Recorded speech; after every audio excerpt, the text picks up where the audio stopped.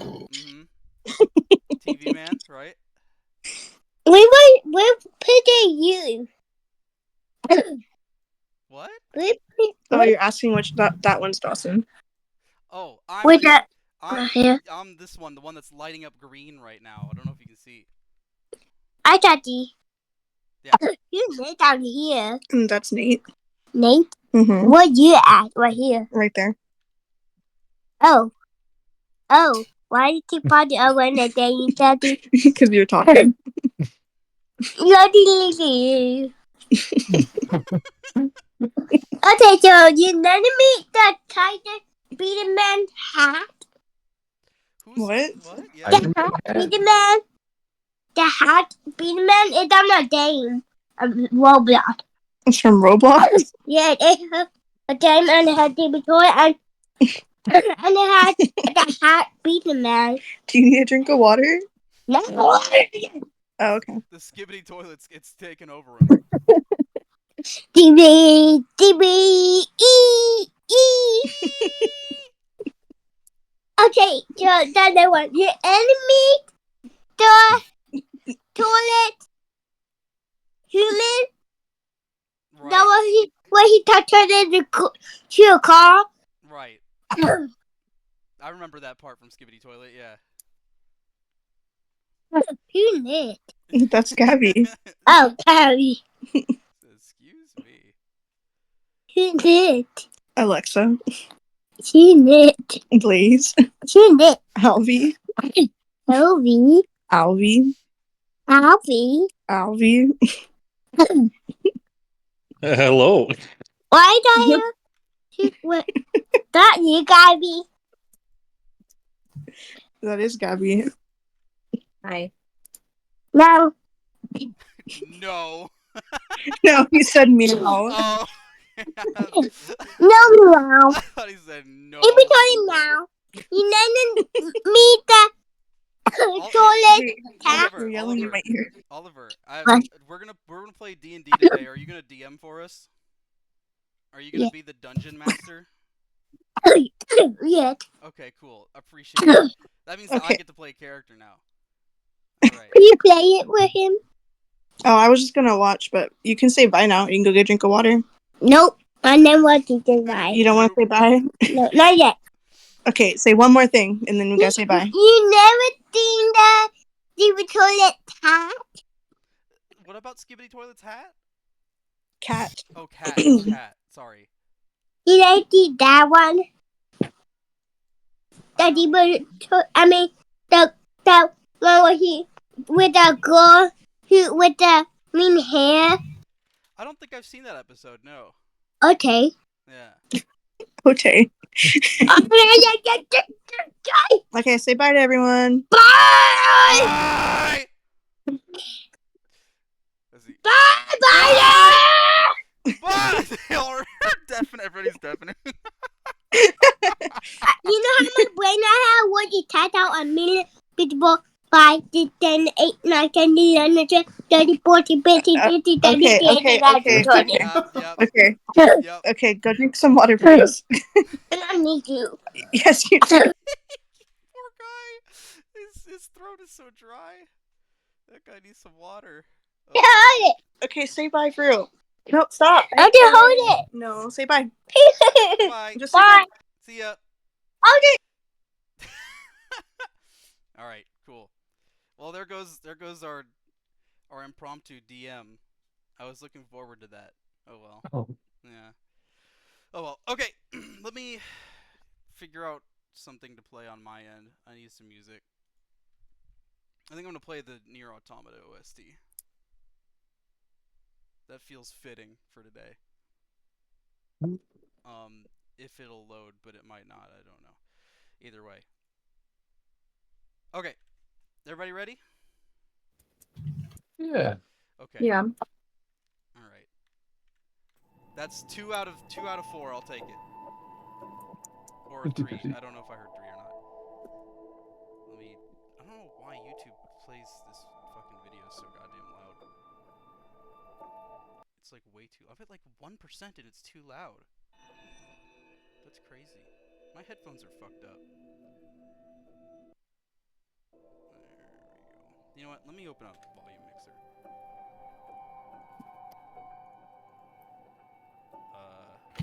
Here we are. Turn down Google Chrome. I don't know why it's being so loud.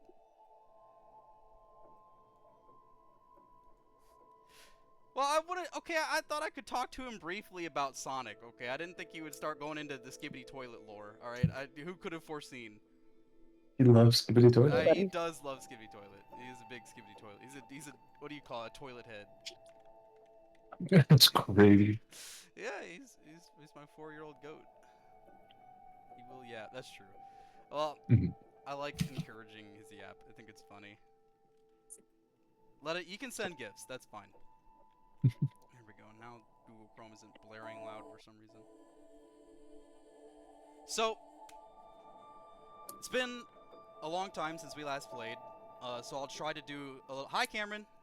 Just in time. Hi. I love that guy. He's literally just in time. Hi.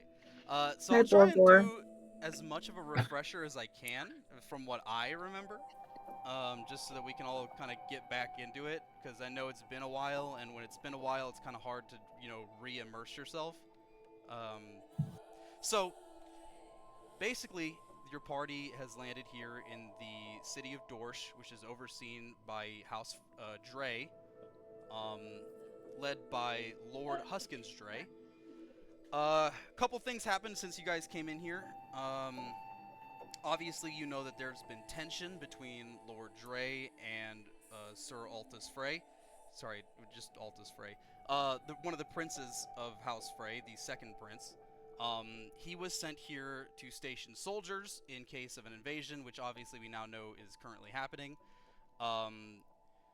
Huskins Dre was distraught over this stationing of soldiers, since there was a bit of a power struggle going on between the two. He felt like he was losing control over his city, and Altus was just there to protect it. Each side has their own story. During all of this, also another source of stress for Huskins was that his wife, who I've forgotten what I've named her, excuse me, Helena Dre, was being held prisoner in her own castle. Due to suspicions of her heritage getting in the way of her loyalty. Her being from one of the bannerman houses of House Korik, the current rival house to House Frey that is currently invading the city. During one night, Crow had stumbled into her bedroom after seeing that 2 of the guards outside her room had been murdered. He entered the room to see her with a tall, mysterious, werewolf-like figure, who had promptly absconded with her, seemingly consensually on her part. So, for whatever reason, she was wanting to leave the castle. I believe, if I remember correctly, she mentioned it was because she does not believe that House Frey has a chance of winning the war, and she wanted to convince her husband to swear fealty to House Korik in order to be on the winning side of the war so that he would not die.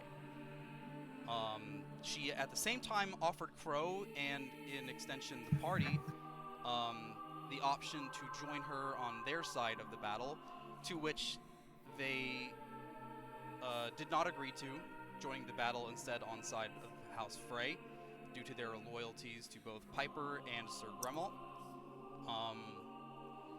And so, because of this, the siege is now underway. Your characters have been given control over one of the major bridges into Dorsche, which is a key point during the siege.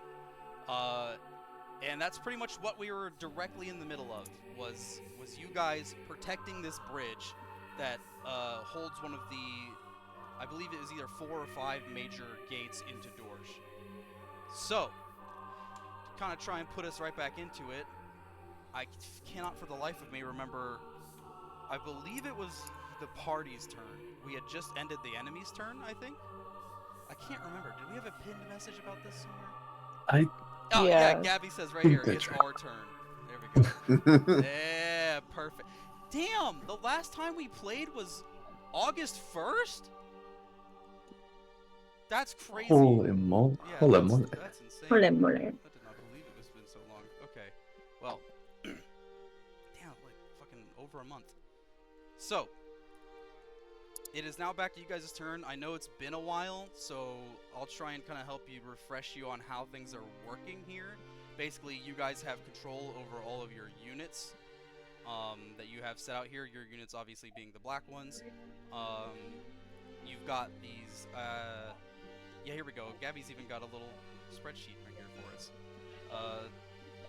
The barbed wire, you have the wizards holding together the tiny homes, which house a couple soldiers in them. You've got the barrels of tar, which most of them, I believe, have already been blowed up. And tar is like out and on fire everywhere, or oil rather.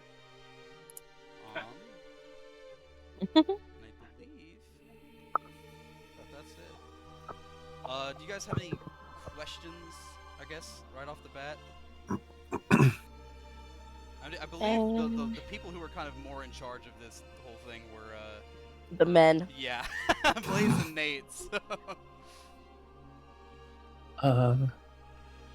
I don't think so. I mean, I think I remember most of it. Right. Please. By all means, it is your turn. All right.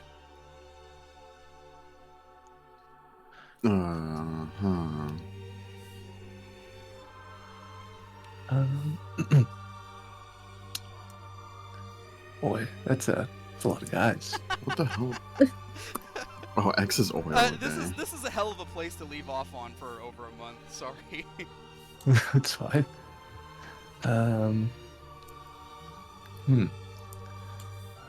We could blow up more oil.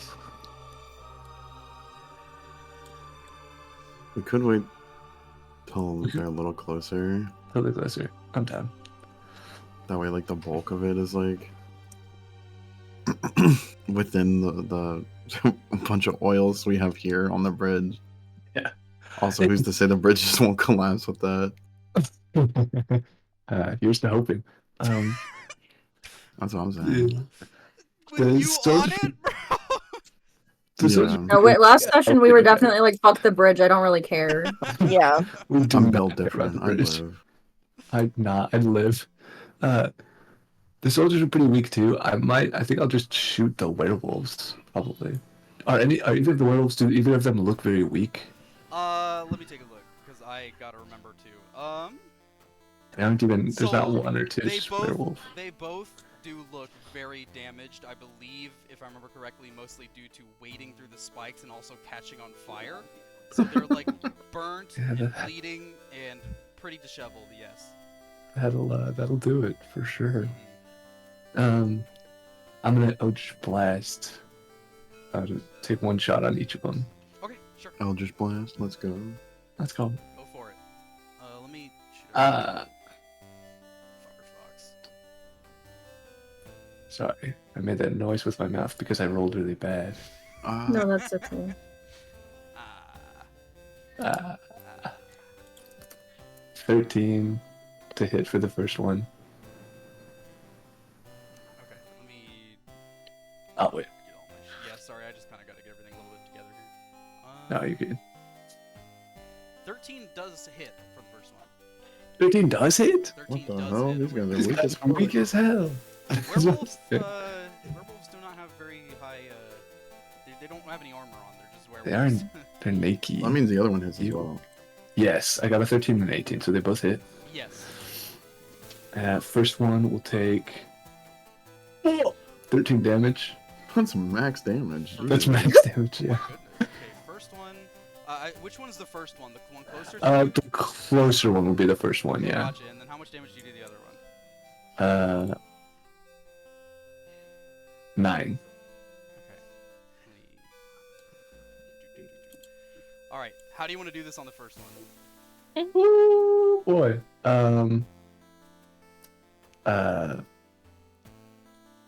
I want to shoot his leg off.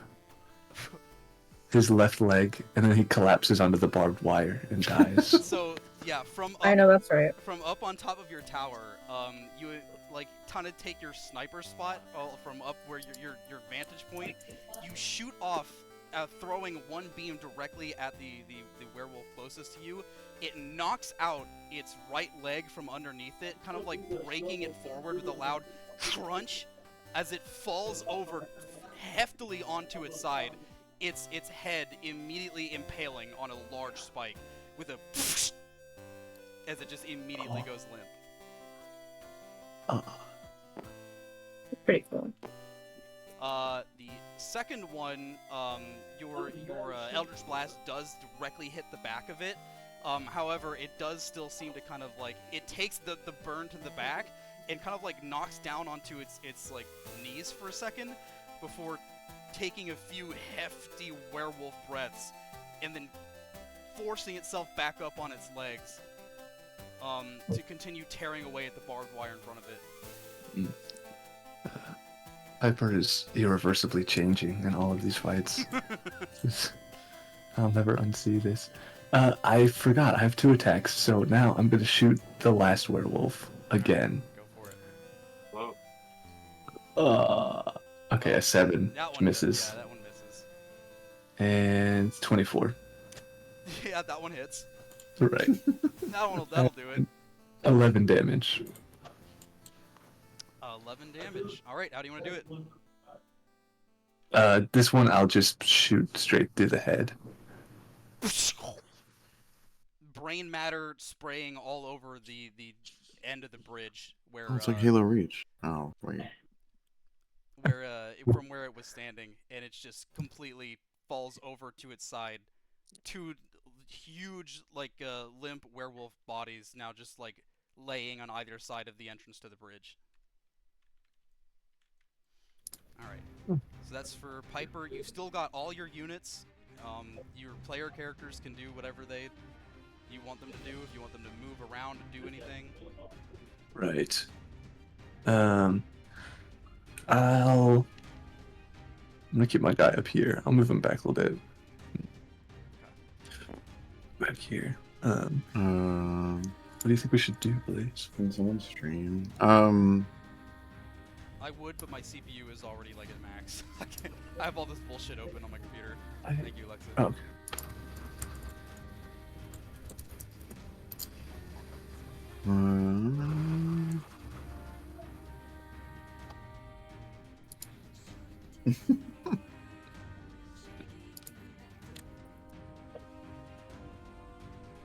I want this guy. Okay. To like move here and try and throw this I think it's tar Yeah, that's Star. into this group. Or as far as you can, I guess. Okay. So if you want to go ahead and just do... I think it was strength last Yeah, time. just like a strength roll. Obviously not with your character's modifiers. Yeah. Just, Just a regular D20. Yeah. Give me 1 second. And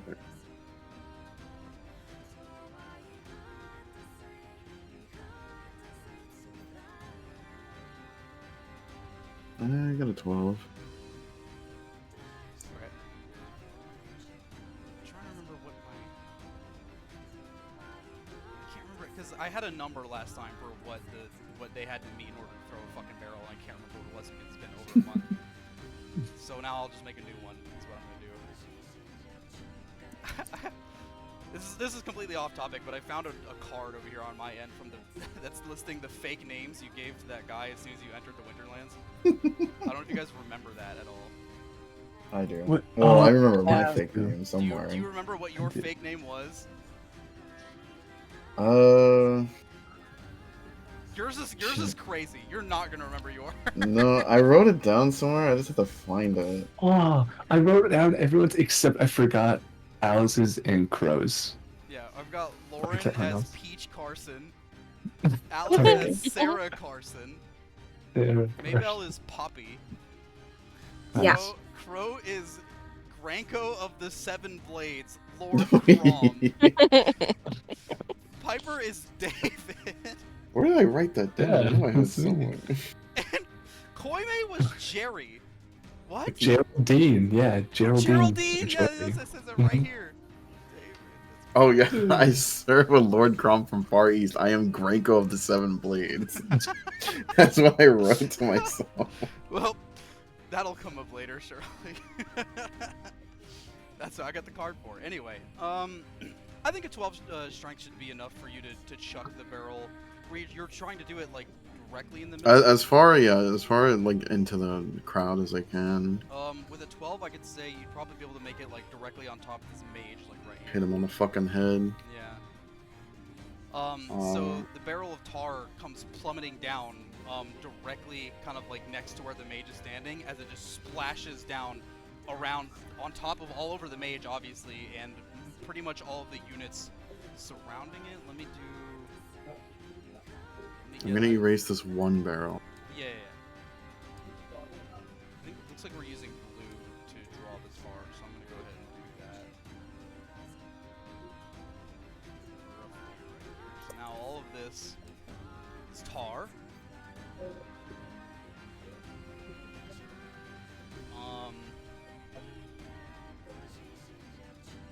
Which I'm trying to remember if it was the other puddles were on fire as well.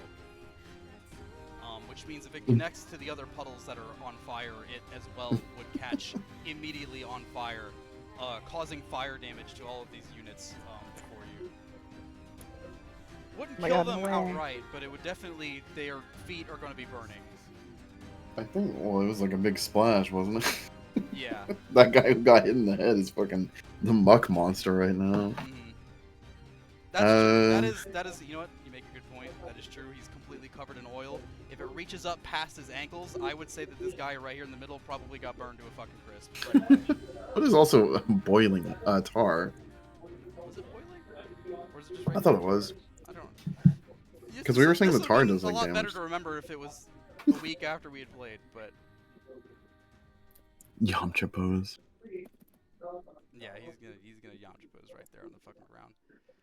And what are my damage numbers? What am I rolling? I don't know. What are you rolling?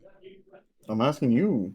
What? Oh. How much damage does the tar do? Well, so for these units, hold on, wait. These guys over here have actual things, though.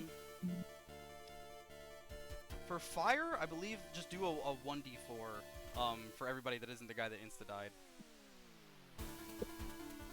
I thought the tar itself did way more than that. Because I know fire damage itself is 1d4. And I can't remember if I was doing something different last time or not, but this is what I'm doing right now, and that's that.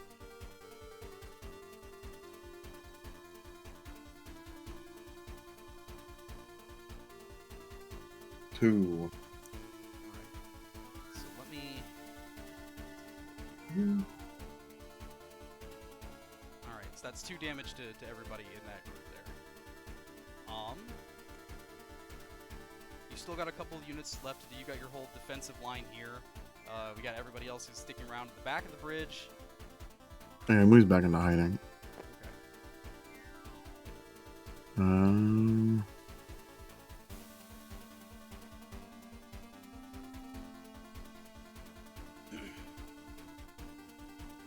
Yeah.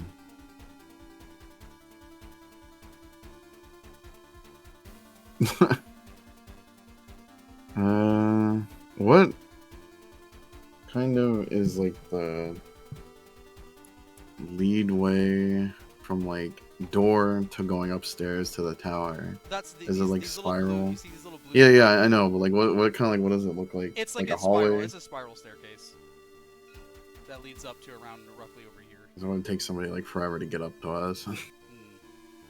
It wouldn't take too long, but it would probably take a turn to get from down here to up here and vice versa.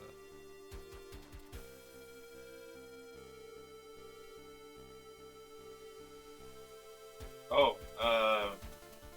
here. I think for now these guys are just chilling. And subsequently so am I over here. So. Okay. Alright, do you want to just pass the turn then and just let them Yeah, keep because there's advancing? really not much else they can do. Alright, okay.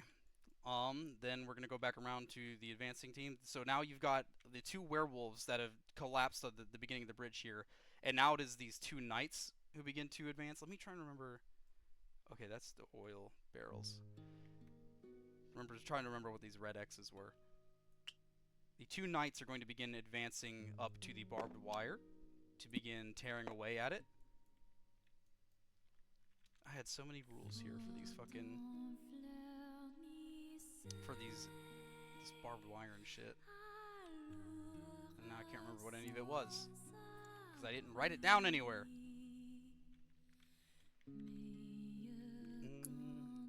This seems accurate, though. So each of the knights is going to begin tearing away at the barbed wire, which is going to apply bleed damage to both of them. So I'm going to roll that. Okay. So put this guy at this, and this guy at this.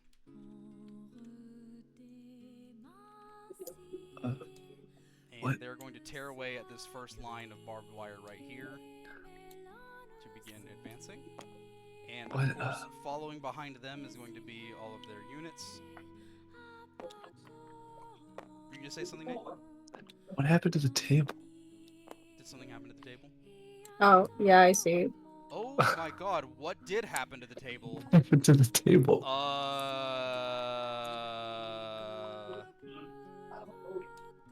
That's not good. What the fuck happened to the table? What the fuck? Okay. Here's what we'll Oh, you unlock the I fucking... didn't do anything. Not you, just somebody. Someone must have, right-click unlocked it. I'm trying to go back to before when it was... Oh no! fucked up. But I don't know how long ago... I don't know how long it's been... Okay, this looks good. Yeah, what the... There we go. Somebody must have right-click unlocked it. I don't know what happened. Our table! Huh. It's broken! It's broken. Okay, well luckily it wasn't that long ago that it got broken, so I just have to do this. I'm crazy, I'm crazy. Alright. Soldiers to begin to advance.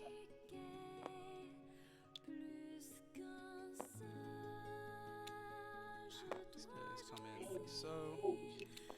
Oops. Do you guys remember how these magical houses worked exactly? They're Nobody can get in. indestructible. Okay. There's no way to, because I can't remember, it's been so long. There's no way for anybody to do damage to them, to open them up? No, they don't have a health pool or anything. Okay. Yeah. Let me check this spell, too. What was the name of the spell? Someone's tiny hut. Let me see. I see one that's just, oh, here, Leomun's tiny hut? It might be. There's a couple. Yeah, I don't know, I just see tiny hut. There's one spell that's just called tiny hut. One sec. I have it written. I posted it. It's in the chat. Oh, thank you. Leomun's tiny hut. Here we are. Oh, 10-foot it is, radius okay. immobile dome. Force springs into existence around and above you and remains stationary for the duration. The duration being 8 hours. My god. Spell ends if you leave the area. 9 creatures of medium size or smaller can fit inside the dome with you. Spell fails if its area includes a larger creature or more than 9 creatures. Creatures and objects within the dome, when you cast this spell, can move through it freely. All other creatures and objects are barred from passing through it. Spells and other magical effects can't extend through the dome or be cast through it. The atmosphere inside the space is comfortable and dry. Until the spell ends. What a nice detail. Okay. Yeah, so you've just got like 3 indestructible domes. Yes. That's crazy. What do they do? I don't know. That's crazy. We came prepared. And now we blow up. On the day after 9/11, that's crazy. That's true. A bridge is sort of a horizontal tower if you think about it. It's Do we true. need to get a flying object to run into it and break it down? I think we need a second bridge first, Oh, okay. like right next to right. this one. There needs to be 2 bridges. That's right.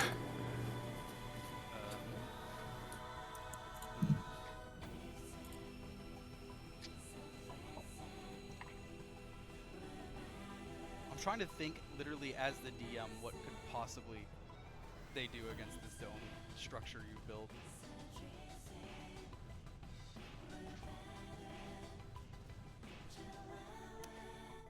Let me see something actually. How big is the it's 10 feet high.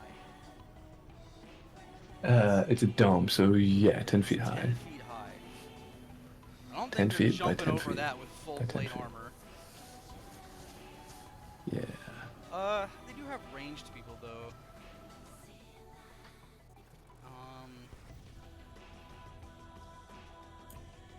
That can lob spells and arrows over it.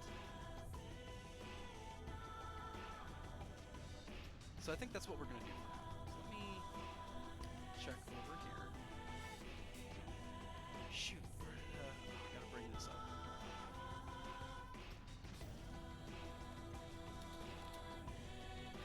Pull some stuff up here on my end.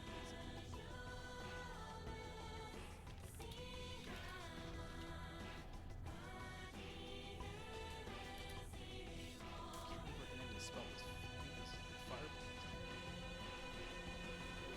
Is this cantrip? Cantrip, that's right, okay.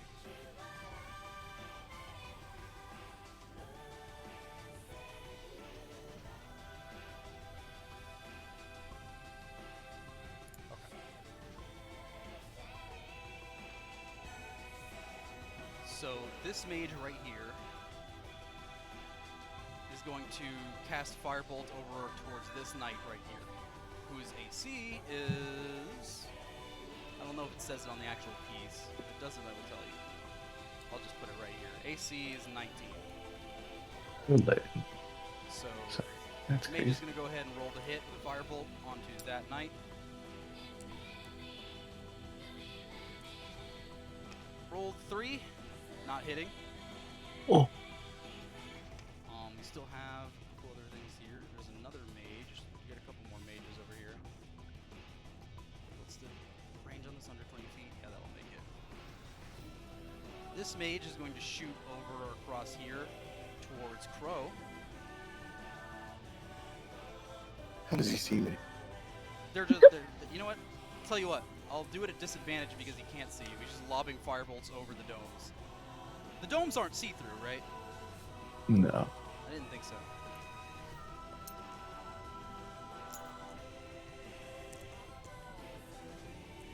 Whoops.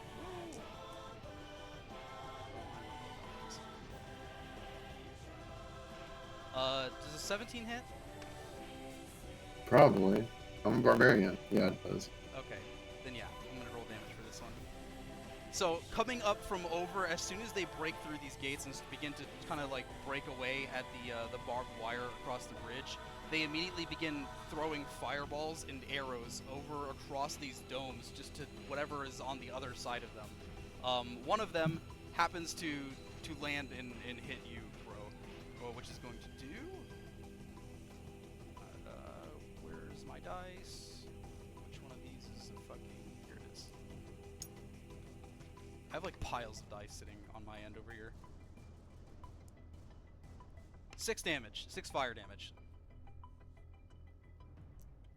As the fireball just comes hurtling towards your torso, the flames just bathing you in searing hot pain. Your chest just gets a burn mark on it. We still got another mage. I'll do the mages and then the archers. Got one more mage that's going to shoot at that same knight that the other guy did earlier. At disadvantage because you can't see him. Nat 1. Okay, that's not getting hit.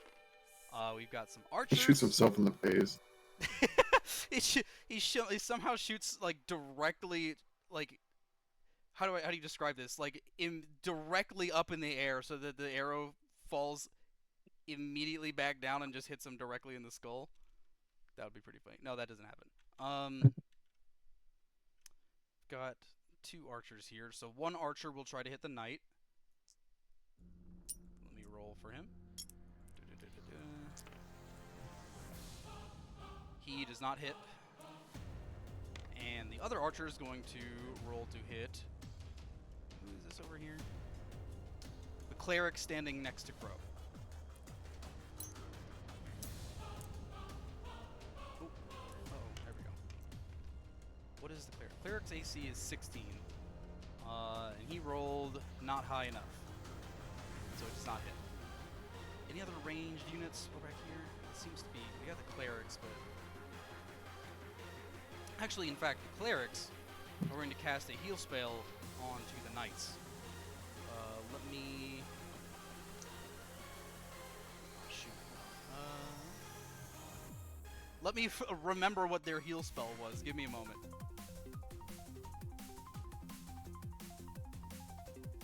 This is the downside of being a DM that doesn't fucking write anything down. It's been a while. It's listen, light session, and we're to getting my back into benefit, it. yeah, I thought we would be playing again next week or something, and we didn't for like a couple weeks. So Yeah, only like 4. only like 4 or 5. Something light. Okay. So they're both going to cast Cure Wounds onto the knights here. Found a spell, which is going to be this much for that guy and this much for the other guy. That is... Oh, the same amount for both of them. Okay. So what's this guy at this much? And this guy. How do you do math again? Come on. At this much. Okay, there we go. I got it. I got it. Brain calculator worked. Okay, and I believe, you know what? We're gonna have these foot soldiers come up around over here and begin to tear away at this layer of barbed wire.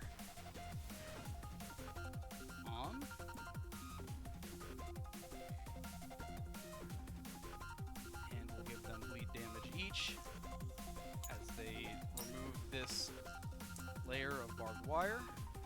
That's 4 and 3. So now we've got 2 bloody pawns directly in front of the knights as they begin to clear away. They finally pull back this final layer of barbed wire and just toss it over the side of the bridge, which again goes down like dozens and dozens of feet until it reaches the icy riverbed at the bottom. And now the only thing between you guys and this invading force is these invincible domes. It's your turn.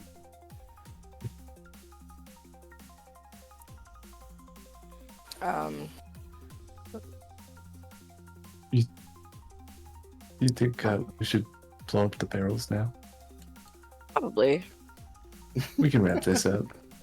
That'd be cool. Yeah. Palooza, basically. I'm gonna Eldritch Blast The barrel. 2 of the Two of the barrels. barrels. All right. You do still have to roll the hit.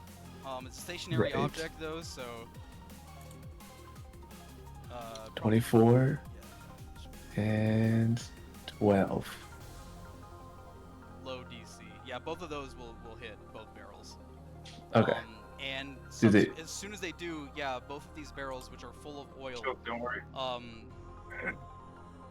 I don't know exactly if Eldritch Blast is a fiery spell or one that ignites things.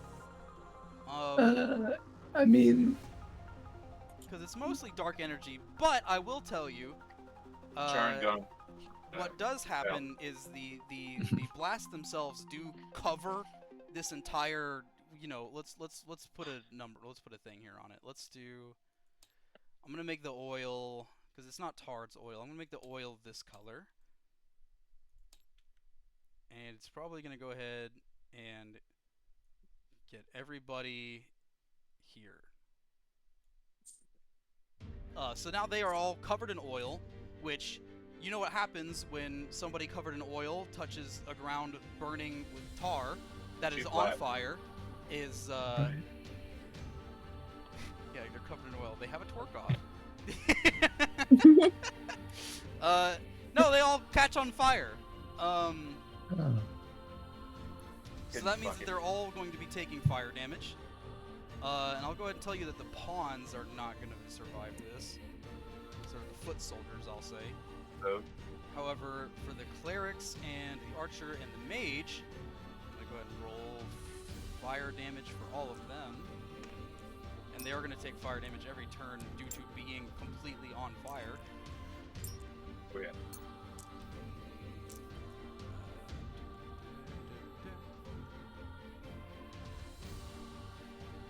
They're nerfing it again.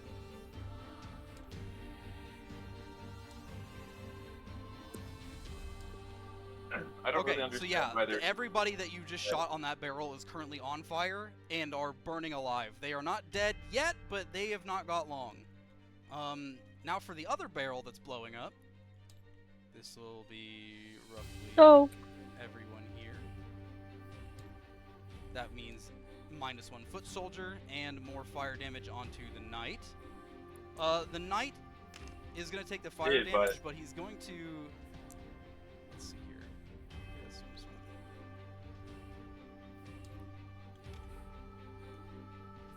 we go. He's going to keep standing, but he is going to be taking substantial fire damage. Alright. That is it for you, Piper. You've got units, you've got pro, you've got a bunch of other stuff. I have one more attack too.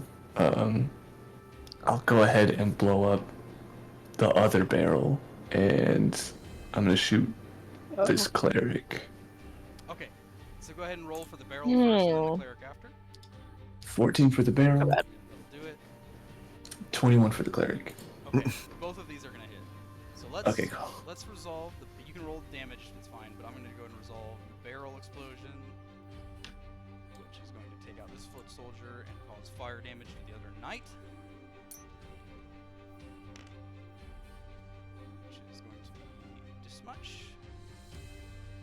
You get cracked and killed him. Alright. And then is that 7 damage onto the cleric? Yes. Okay. Cleric is dead. Okay. Cleric's Or dead. girl. Yeah, so after immediately you ignite all 3 of these barrels, or technically you just explode them and they ignite on their own due to the, fire on the ground, spreading Right. across the entire, that end of the bridge. You see all of these men down there, just completely go up in flames as you hear screams of agony as their flesh begins to sear on their bodies. Just, flesh falling off of some of them even, with, being covered in both tar and oil and lit on fire. They have got, at this point, seconds to live. And it looks like they're going to go down fighting for their people.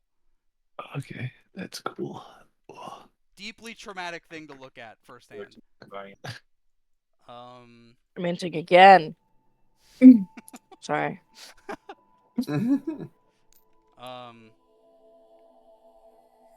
And then you, with one last Eldritch Blast, you just put one burning alive cleric completely out of their misery, before retreating back to the middle of the tower. Are these war crimes? Is this real? Is this Maybe. real? These might be war crimes. This cleric, this little cleric been putting in work, but But I'm gonna need him to put in some more work. Bro's gotta get knighted after this. I'm gonna have him throw this barrel of tar just over the edge, like just right there. That's an oil barrel, but at this point there's not Oh, much of a arrow difference oil, considering oil, what the I mean. ground looks like. Yeah, you're just gonna throw it right there, like pretty much right next to the mage. kill me. Yeah, next to the mage and the foot soldiers. Do a strength check. Or rather, just a d20. Oh yeah, roll, just a because d20. it's not. Yeah, you're not using any of your stuff. 17. Oh my gosh. That'll do her. This guy's flexing. Alright, so Is that a water? that'll do her. So I hardly we're know. going to go ahead. I hardly know her. That's going to cover this area here. Which means 1 dead foot soldier. And fire damage onto the archer and mage, which I will roll right now. I'm just gonna let you know now, Dawson. We're probably gonna want to know this cleric's name for their service. Just preparing you. You got it. I've named them. That was one of the quickest names I've given a character ever. Okay. Cleric. Whoa. John Cleric. Eric the Cleric. Eric the Cleric is actually really good. Wait, that's fire. Shit. You guys should be DM. What the fuck? Alright. Okay. Yep, they are all on fire. The only person in this entire platoon that's not completely engulfed in flames at this point is this 1 foot soldier in the back right here. I know. I was hoping the barrel would reach you. Who... Well, it's still your turn, so I won't do anything yet. Hey, you should be frozen. Oh. If he wants to run away, Well, it's it's still your guys' turn. Wants to be a fucking loser. Yeah. Oh my No honor, no bitches. I don't know. What I mean, these guys are all just burning to death. Blaze, do you think we should? I don't know what to do. Weird. There's really not much else we can do outside of like moving the barrels that are over here onto them, but they're kind of just slowly burning away. I guess. Oh no, that guy already moved. I gotta Google something. I need to hear from Reddit and see what they think of this idea that I have. Hold on. I wonder if anybody's ever thought of it before. Even what is the name of this spell?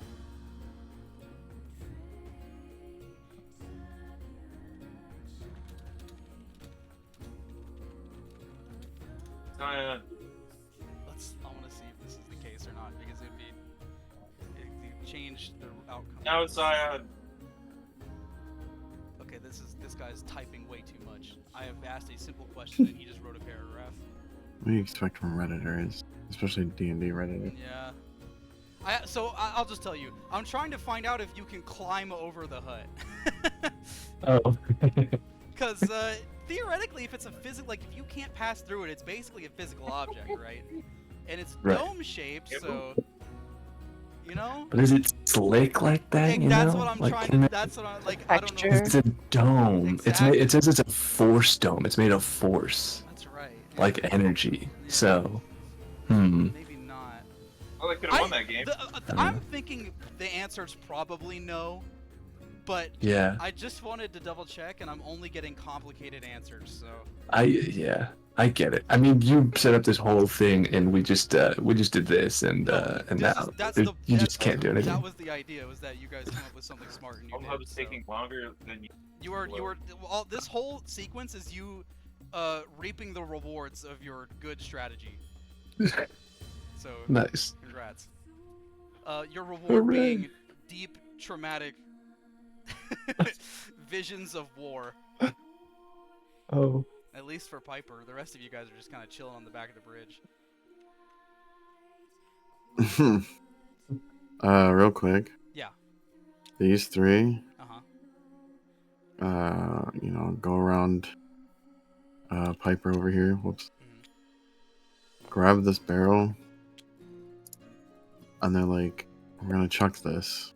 So then they walk over here and chuck it into the group, I guess. Okay. Since you've got 3 dudes there with you, I'd say go ahead and just do a check with advantage. Just a straight check. Technically a strength check, but obviously just do normal dice. And this is a tar barrel.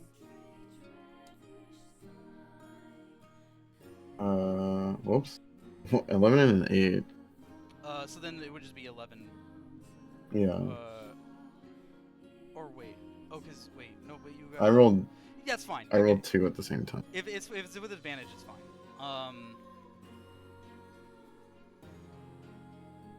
Oh, I see what you mean. 2d2. Okay, I get it. My brain. No, yeah. My brain is So working now. the highest roll was 11. Right. With their strength modifiers, it should be enough to push it over the edge. You can't toss it anywhere, but it'll go directly over the edge of the tower. Pretty much right next to where this mage is. So let me go ahead and draw another tar puddle. Imagine At it this immediately point- catches fire. Yeah, this mage. Tell you what, everybody who gets caught in this barrel explosion is probably going to catch on so much fire that they're likely just going to die instantly, because you're throwing tar on top of burning oil. No one's surviving that. So, including our poor little foot soldier at the back here. Oh, was he gonna run away? He was gonna run Rest away. in peace. He was They gonna do run away, yeah. celebratory thing, then they back off. They do not want to get shot again. That happened once. They did not like that. The way you pick them up to act things out always makes it. Did someone say it? It makes me think of VeggieTales. I don't Really? remember, but I believe it. So then, is that all you want to do with your turn, then? Yeah, basically. Okay. We've got one last turn here for these guys. I'm just gonna go ahead and roll for. Well, the cleric is going to attempt to heal himself, or rather not attempt, he just does. He's going to roll for that. For whatever good that'll do for him. Why can I never find? Here it is. Okay, he rolled the lowest possible amount, which is not going to save him.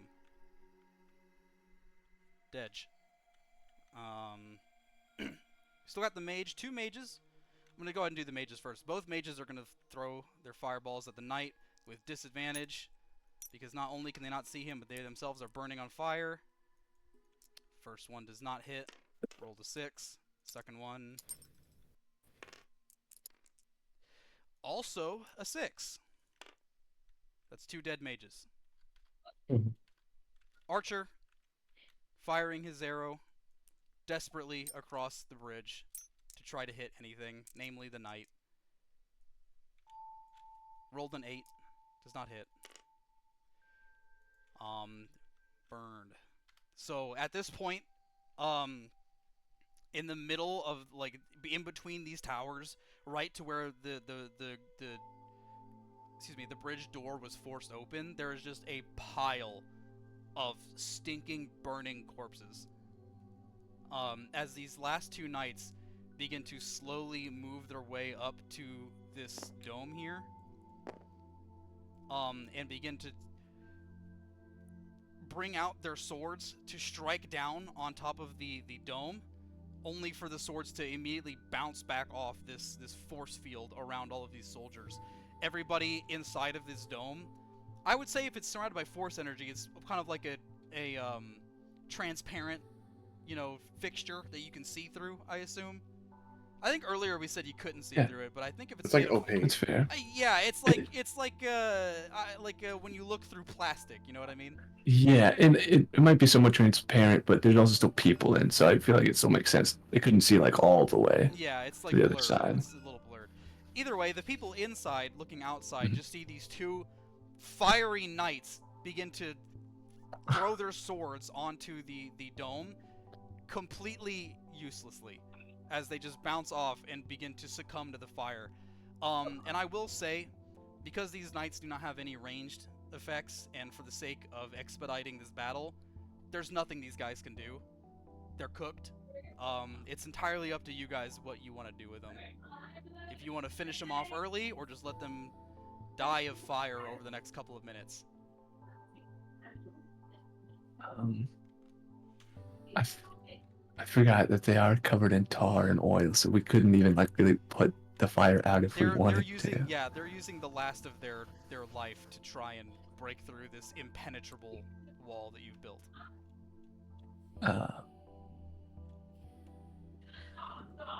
Yikes. I mean, I will say again because this is going over the course of maybe like 3 minutes or so as they slowly burn to death. Yeah, Piper, you can go over to kind of like immediately as you walk over. We'll go ahead and even say combat over for now. You guys have successfully defended the bridge. Round of applause for everybody. Good job. Yeah. Well done. Yeah. Well Yay. done. there's a fucking pit in the front of the bridge now. there's There's still a bridge. the bridge survived. Unfortunately. Damn. That's you guys wanted to. I should have made this bridge the big bad, honestly, because that would have been. You guys do not want to kill anything more than this bridge. It's crazy. That would have been so It'd been cool. funny. You just wait till they're all on it and then you So- blow it up. That's my BBEG is the fucking bridge from Dorsche. Anyway, yeah, So combat over. Piper, you approach the edge of the tower to look down. And immediately, the smell of burning flesh, hits your nostrils, as you just kind of recoil a little bit at the stench. Before peering down to see a blaze beneath you. Just come. I'm Blaze? not down Why did I? Of course, Is you he could down say there? that. Anyway, Oh, that guy. not the guy. The literal, Uh-oh. meaning of the word. A blaze of corpses, burning beneath you, as they all just sit hunched over. You can see distinctly one guy like hunched over, leaning his back against the tower over here, whose face has just become a skeleton at this point. The meat and flesh like melting off because of the tar, covering him. So he's like half a skeleton at this point. And you look over across the corpses to the last two knights that are just again more slowly and slowly beating their swords onto the domes. Should I make a check, like a Constitution saving throw, or do I need to roll anything for all this burning flesh and? It's not. Am I It's okay? not physically harming you. It's if Okay. anything just mentally harming you. Okay. Yeah. And it just does not smell good. I'm gonna just my eyes like almost glazed over with all the horrors of war. I'm gonna shoot an eldritch blast at both of them. Okay, and go for it. finish them off. Yeah. 19 and 20. Both of those will hit. Yeah. Do I need to roll damage? Uh. I can roll Yeah, damage. roll damage. 12 and 7. Okay. 19. So here's what I'll do.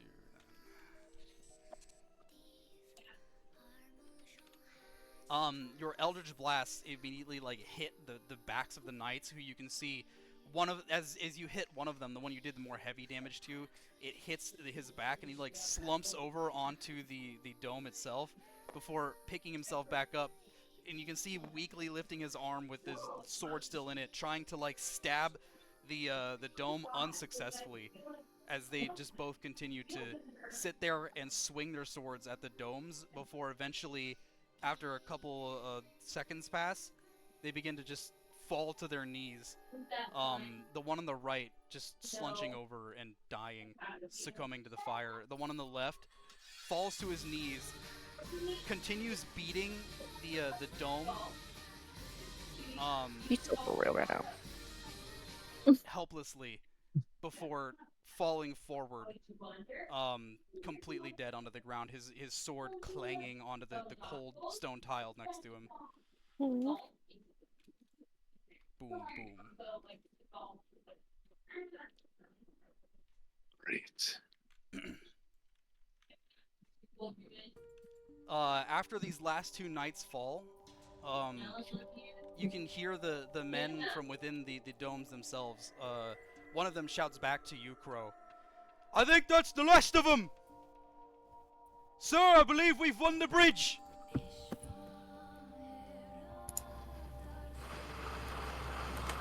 And as he shouts this back to you, you begin to kind of No. hear a bunch of the men begin to mutter to each other.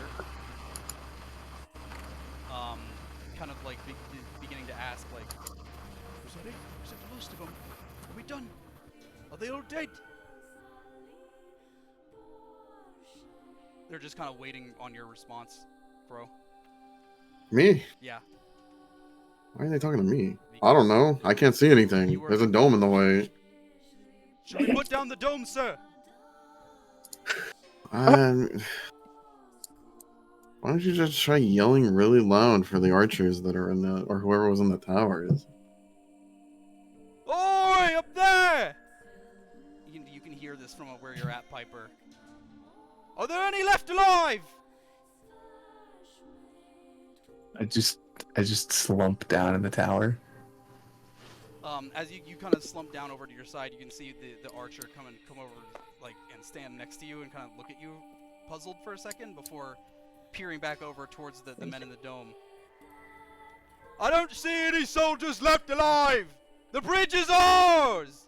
And as soon as he says this, all of the men left remaining just begin to throw their weapons in the air and let out a hurrah! Hurrah! Like just a resounding victory cry from all of the men around you. They're throwing their weapons in the air. What the heck? Someone's gonna lose an eye. They're not throwing them literally. They're just putting them up in the air. You know. Heaving. Yeah. Okay. Everything's on fire, so I'm just gonna sit in the tower for a while. So yeah, you're now just kind of like sitting here, observing the remnants of the battlefield here. The mages, you're gonna hear one kind of shout back to you, Crow. Permission to put down the dome, sir.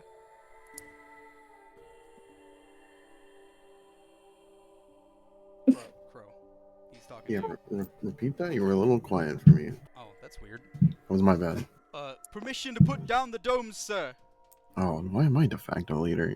You're the guy up front. That was That's pretty sure that was Piper's job. cleared too. What'd you say, Alexa? Sorry.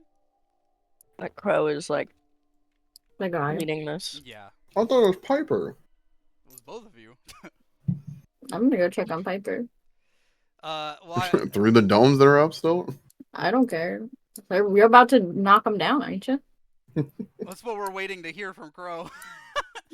I'm waiting at the domes. I think as soon as you approach, Maybell, you also were put as a leader of this bridge here. You see them like kind of approach, and one of the mages looks over towards you. Are we to lower the domes? Yeah, I think that would be what we should do. I need to go check on Piper. So the first mage begins to like lower his hands as the energy dome around him begins to fade down. And he lets it down, and as soon as he does so, the other two mages around him follow suit. As some of the foot soldiers begin to take these oil barrels and roll them away from the spreading fire on this edge of the bridge. So we're gonna have these three guys just move those elsewhere. And then Maybell, you go up over to purvey the battlefield, as it were, and you see. You walk over the two corpses of the burned knights in front of you. Behind them is the two still very much on fire corpses of two large werewolves. And then behind them is just the massive pile of bodies strewn about, currently burning mixture of tar and oil. Oh, that's not good. Piper, can you hear me? Fuck. A lot of the men behind begin to sort of gather together and check their casualties and discuss the victory. What is? Ali's gonna get the fuck out of here.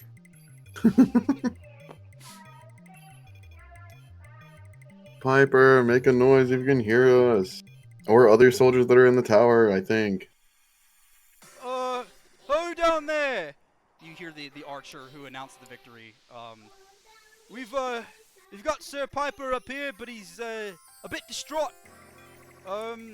We can't exactly come down at the moment due to the blazing inferno beneath us, but he's up here and he's alive. Okay.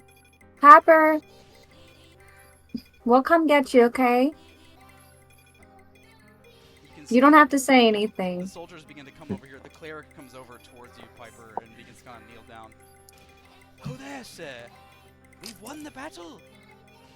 This is cause to celebrate. We've survived. We've defended thousands of innocent lives. Come on, then. Be proud of yourself.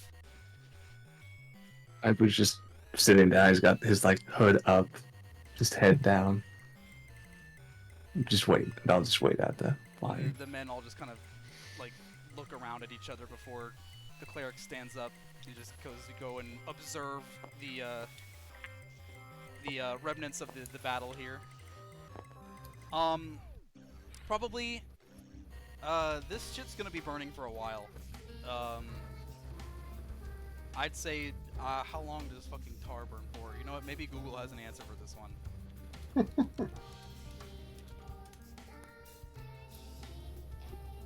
It's telling me how to treat a tar burn wound. Thank you, Google. Wow. Just in case. Several minutes is what I've gotten. Oh, So okay. we're gonna go ahead and say that that's like 10 minutes for all of this to slowly begin to clear up.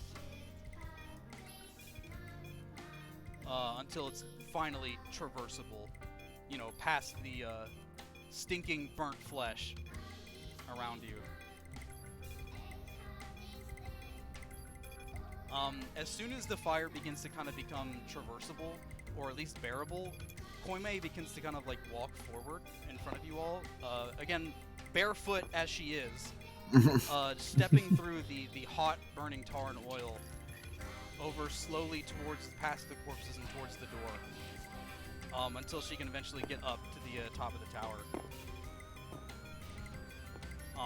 Wherein she finally emerges, and as she does so, the other guys who are up there kind of look at her cautiously for a second before deciding, I guess it's good to go down now, and they'll make their way down as she makes her way up.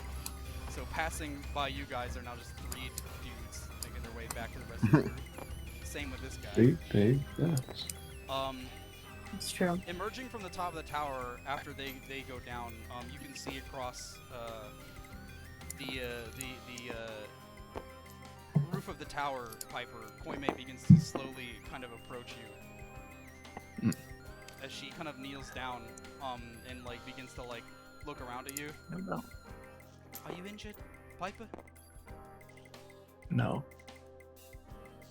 And Piper will Not he's physically. gonna keep his hood up and just like wipe away at his face a little bit and get up and start to head down the tower.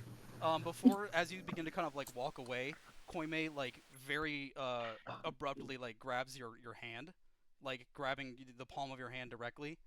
And you kind of look back at her as she kind of like slowly approaches you, and asks,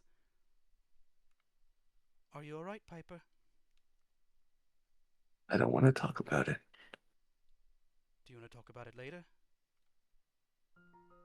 I don't ever want to talk about this. And as you say that, the grip slowly loosens on your hand as you begin to walk away from the roof of the bridge down to where the stairs are at.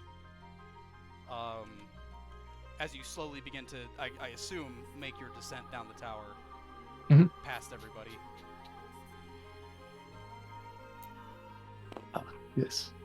Which leaves the 4 of you up on top of the bridge. Well, 5, I guess. Wherever the hell. Oh, did you remove the Alice piece? I fucking threw her off the board.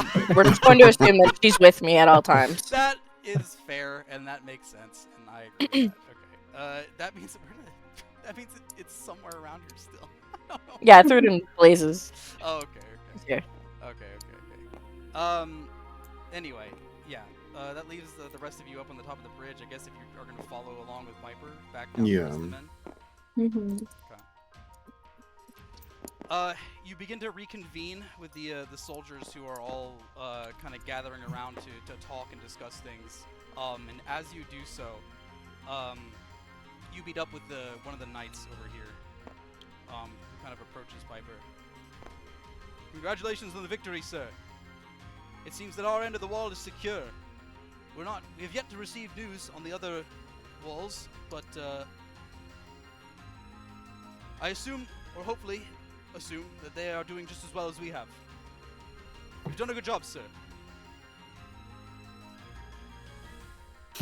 Yeah. Let the man go rest now. Alright, do as you please. He's Kinda, clearly moves very over- stressed. Moves over to the side. As you guys kind of like begin to move past this group of soldiers who all just silently watch as you pass through them to the other side, over to the end of the bridge here. And if you want to go ahead and stop right here. And if you find any gold, we call 10%. you say that back to everybody, and like the first foot soldier at the front of the group just kind of thumbs up. You guys approach back to the door of the bridge here, to the entrance of this end of the wall. And as you do so, you can see the door. As you approach the door, it begins to, on its own, slightly open ajar, with like as you see one guy kind of like scuttle out. A demon. No, it's just a regular soldier. A regular Fray soldier who comes out and immediately kind of like stops and looks around like frantically. Hello, is this Piper's group? Yeah, Perhaps. it is. I've got urgent news from Sir Grimble. Oh, what does he want? What's going on? There's a skirmish taking place out on the southern end of the city. Your aid is requested immediately. The forces there are quite strong, and we're having trouble repelling them off. I'm gonna get down on my pay for this. I look at Piper and I'm like, do you want to sit this one out? You've seen enough today. It's all right. We can handle it. I'll go, but I'll hang back. Yeah, I don't think that you should do too much. In fact, I hand him my doll. Do you want to hold her? She always makes me feel a bit better. We'll just nod, like sniffle, and hold the doll. She's real soft. The soldier sees you like pick up the doll and begin to like start crying. And he's like, "Right. If you'd like to follow me." Are you judging him? Or what? Oh, me? Yeah. What was that? Well, I've never seen a general commander. Nothing. It's not. You've defended the bridge. That's what I thought. Yes, we have. Take us where we need to go. Yes, ma'am. Kind of turns around and begins to open up the door enough for all of your party to begin to fit through. I rub Piper's shoulders. He kind of begins to lead you briskly through along the edge of the city, over towards the southern end. And now I'm going to go ahead and move you guys off and clear off the board here and prepare the next board. So give me just a second. Make sure nothing's on here. Oh boy, another board. Grab that. Alright, so here we are. This is the gate that you guys were defending right here, which is the east gate. And you are led along this kind of like southern wall here, until eventually you are led directly towards the south gate, which is where you had entered the city from. But instead of it being, you know, a regular passage of trade, it is now completely empty and barren, save for a regiment of soldiers stationed there, prepared to defend the city. But as you begin to walk past them and through them, you begin to see out in front of you a good couple of, how to describe this? Maybe a third of a mile out in front of you, you see this huge skirmish. Like two army forces have just clashed and are in the middle of a giant battle,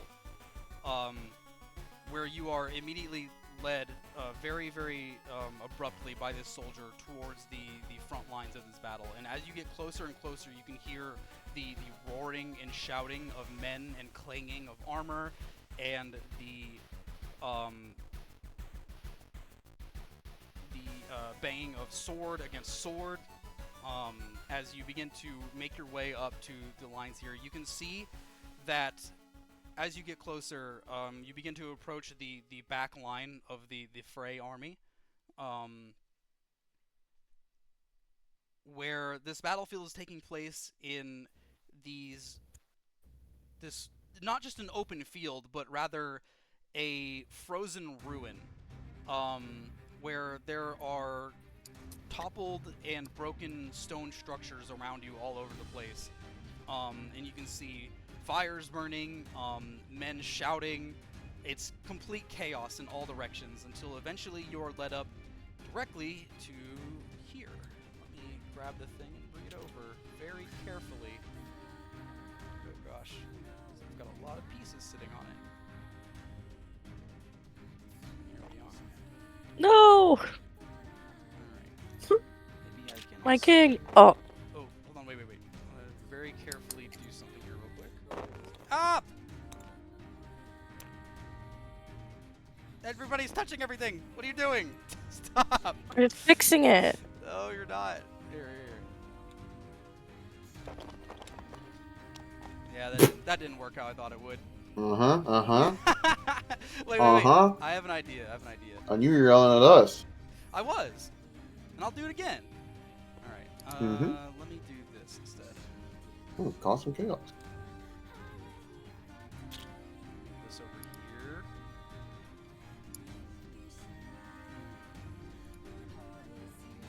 Damn it. There we go. This should work. I just want to make this nice and big. I don't really have to, but I want to. Then, if I lock that there, grab all of these guys again.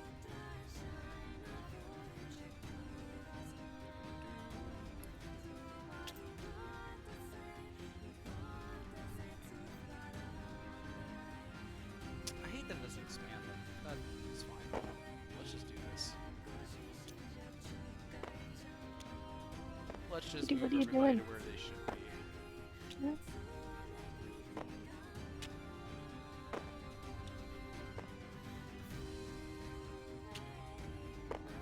Maybe I should have just kept this at its current size.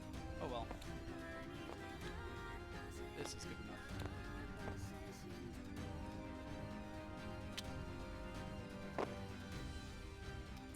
Everybody to the sides. You can see, as soon as you enter the battlefield, let me go ahead and bring you guys' Quit moving, Sir Gremalt. I know you're doing it, Alexa. Where are you? Here, you're down here. I didn't do anything. The fuck? As soon as you yelled at me, I stopped touching anything. Alright, well, somebody touched him. That's crazy. Okay. Move you guys. Oops. Move you guys up here.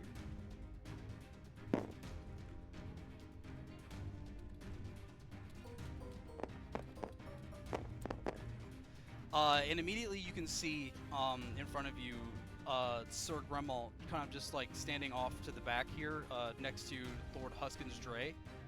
As it seems like they've come back to a sort of retreated position, as around them there is just this complete chaos of battle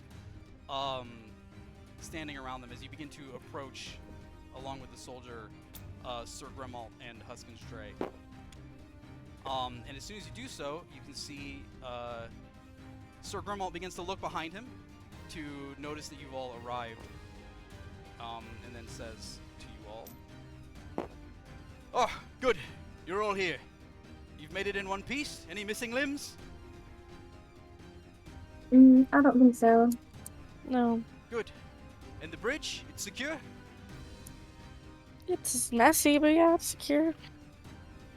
Is it broken? You know what? It's not important. There's something much more important going on right now, and we need your help. You can just see like a whole Lord Huskin's Dray kind of standing next to him, his like brow furrowed at the scene in front of him. He's like very focused on something.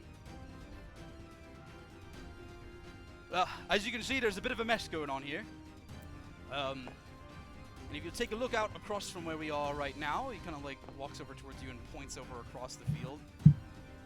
You can see across from you there is a huge group of soldiers stationed right here, all kind of protecting this raised platform, where behind them, if you kind of like squint your eyes enough, you can see there are two figures atop this platform, currently just like duking it out.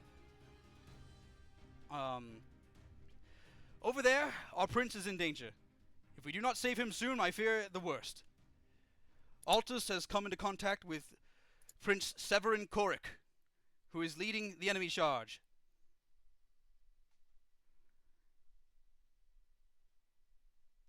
He kind of like looks over at all of you, just kind of standing around. Mm-hmm. Right then. Just kind of like awkwardly claps his hands together and looks back over around. He's got 2 elite knights standing in front of this group of soldiers, and I fear if we do not get to him soon, well, who knows what could happen. I implore you, I know you've already seen your fair share of battle already. Will you join me in fending off these knights to go and save our prince? I like triple the pay, sure. Kind of looks over at you, just kind of like with a confused look. Payment, right. I'm sure once we save Altus, payment will be in order, but for right now, we need to save him for the sake of our country.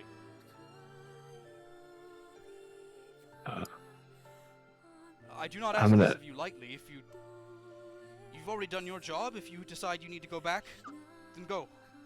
But I asked you because I trusted you to return my summons.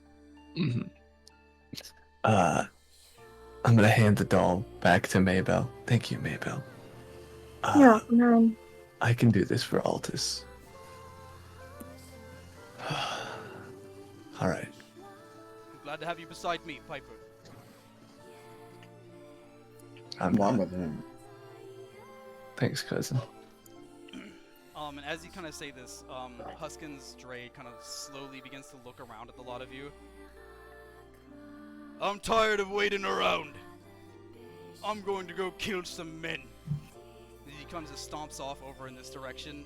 And as he does so, it looks like Sir Grummel's about to say something to him, but he kind of pulls his hand back and stays quiet. As he begins to make his way over to a nearby group of soldiers and just grabs somebody's head and smashes it down into the ice. He just begins to start going crazy on the nearest Korg soldiers he can find. Old man still has some fucking moves. That's great. So, Sir Grummel kind of like begins to walk forward in front of him here, and he kind of like draws his sword. And you can see the rest of the men behind him here that were with him begin to slowly kind of follow along as well. Men! We are here to save our prince and defend our city! For the House of Frey! Charge! As he kind of like throws his sword forward, and the men beside him just all begin to kind of like fall or rather throw themselves into the front lines of the battle. And you guys begin to kind of walk forward, and as you do so, a very large knight from the group out in front of you, who has been absent from the battle pretty much, rather just eyeing you the whole time, begins to walk very heavily forward with a clang, clang. Heavy metal footsteps begin to step onto the frozen ice, kind of breaking it below him, but not enough to shatter it. As he steps forward, the ice is nice and thick, so it's not like he's gonna fall through it. Unless I was about to say, can I shoot the ice under his feet? That way. This knight it does do a lot of force damage. This knight steps forward, and you can see that he's dressed differently from most knights of House Korik. His helmet itself is more wolf-fashioned, with an actual, like, it's got wolf ears and like a sort of metal mane behind it. Okay, so he's a furry. Right, he's a furry. As he begins to step forward, and he's got sort of like a black cloak, rather, how do you describe it? Like a black waistcloth flowing in the wind behind him. Does he have a tail? No, he does not have a tail. Okay. I'm just wondering. But it does appear, though, that he does have sort of a slightly hunched stature, and the helmet itself does have kind of like a protruding front section, as if he himself does have some sort of canine quality to him.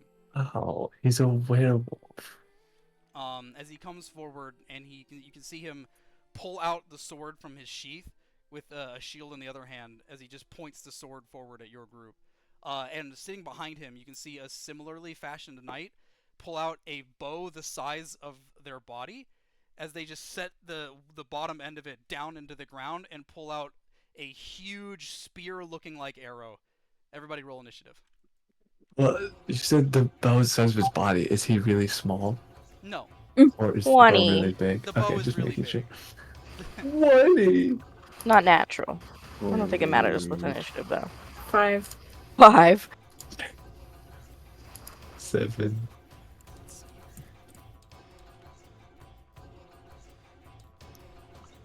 Why am I the one fucking... Oh, What about your What about- sister? Alice, yeah. Whoever wants to... You have to roll for me, Oh, right? right. That's true. Yeah, I got you. Let me do that. Give me just a moment. You gotta hit and then do Divine Smite and then also Divine Thank you, Barrage. robot. Thank you, robot. Your mic's like crackling just a little bit. Son of a It's bitch, I'm not killing myself. super bad, but it's just noticeable. It's funny, it's like actually robotic, because like we can hear everything you're saying, but it's just like, it's like a robot filter. Eat Thorpe.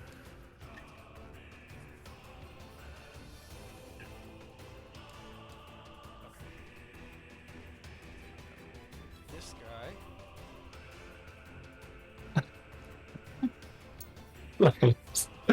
No.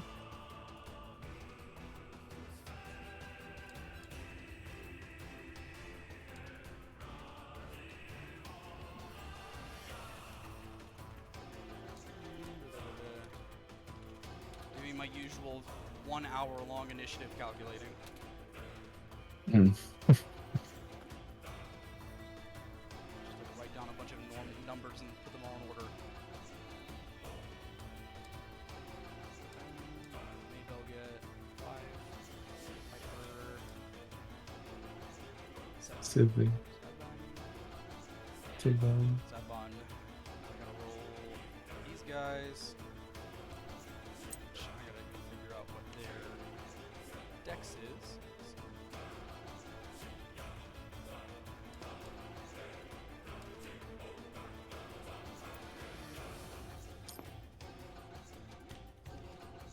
They're all the same dex, okay. Wow. That's a pretty high number. Okay.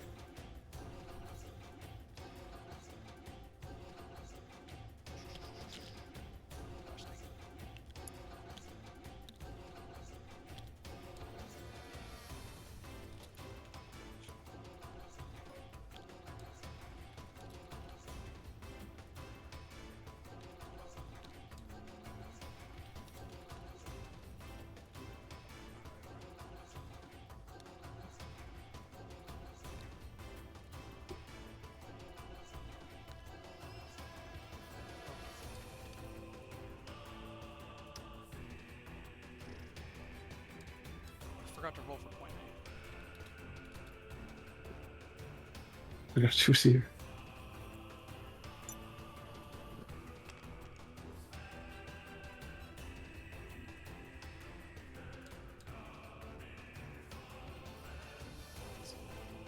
Actually, it is this,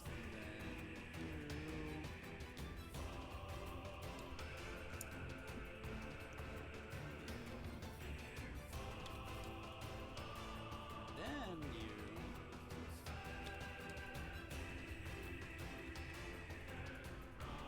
Then this guy. This guy.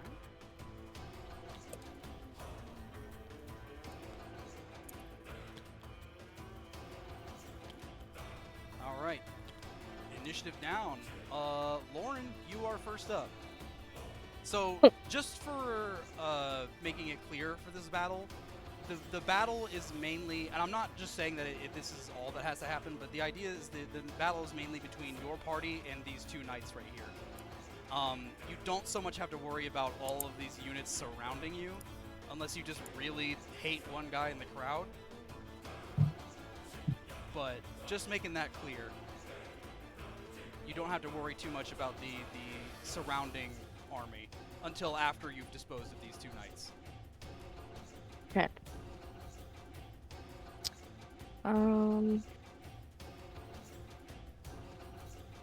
Touch. Ew. I'm gonna do ice knife on the dude in front. All right. Okay. Which So how does is that a roll to hit thing or a hit? Yeah, Okay, gotcha. 11. 11. You begin to summon. Rather, tell me how ice knife looks for you. Describe it. Because I don't think you've casted it until now. No, I just put it into my spell thing. I'm gonna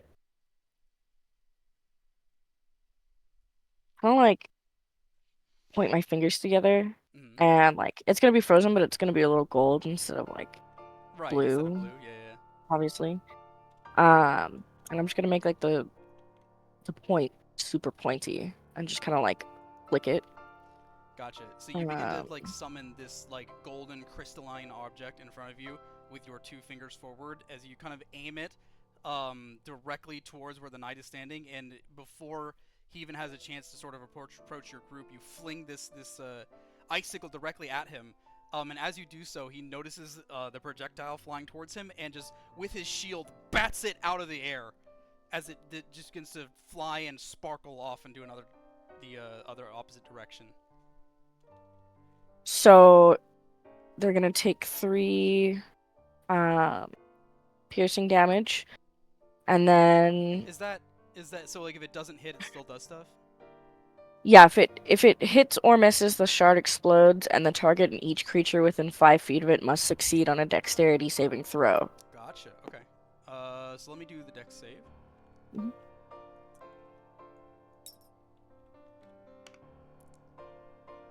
It got an 8.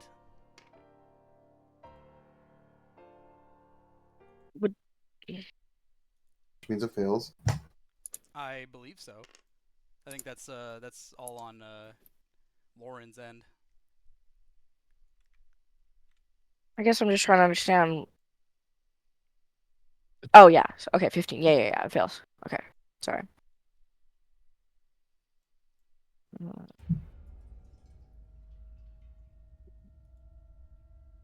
Wait, what did you get? An 8. 8, yeah. Okay, and it has to be at 15. Okay. So it fails. So it will take 4d6. What is it? It'll take 12.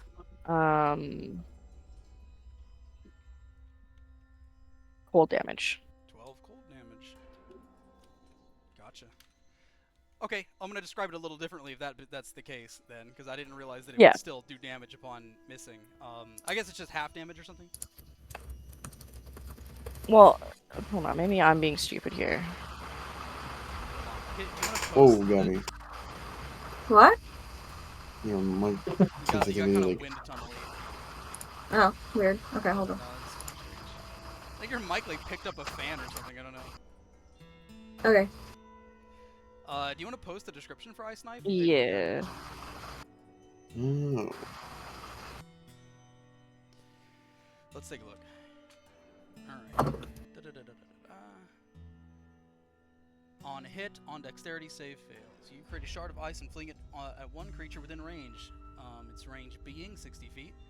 Make a ranged spell attack against the target. On a hit, the target takes 1d10 piercing damage. Hit or miss, the shard then explodes. The target and each creature within 5 feet must succeed on dexterity saving throw, or take 2d6 cold damage.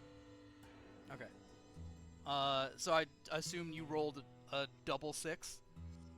Or wait. No, because I casted it at 3rd level, so I did 4d6. okay. Gotcha. Okay. Well then, yeah. No, you did everything right. You got it. Okay, yeah, cool. yeah, you did it right. Sorry, gang.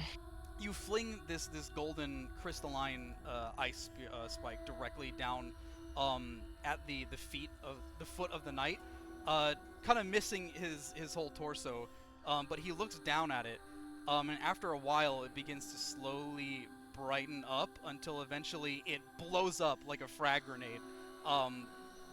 Small pieces of ice just flinging and digging into the underside of his armor as he kind of like staggers back a little bit, taking the 12 ice damage directly to him. I yell out, "Take that, you stupid son of a bitch!" Was that full damage? Because it's a D10, and then at higher level, it's... She casted it. No, she casted it at 3rd level. Right, it says Missed the explodes. initial, and then it Oh, explodes for she missed the... the initial. Okay. It was 4d6, so she got 12 from 4d6. Yeah. My bad. I got it. I was also confused Thank about the you. exact same thing. Thank you. Sorry, I'm... Alright. I love math. I love reading. Is that gonna be it for your turn?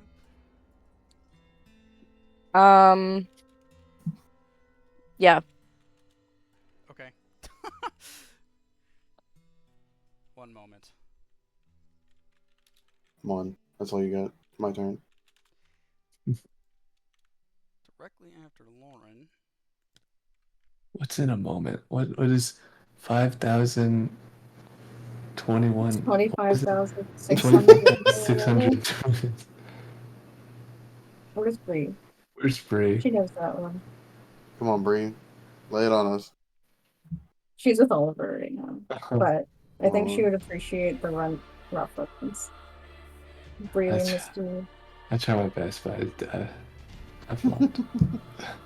So They say it so many times, but that's okay. I can't believe I forgot. So the knight behind the knight with the sword and the shield, we'll just call this guy the bow knight, begins to rear back this huge arrow onto its equally huge bow. Check.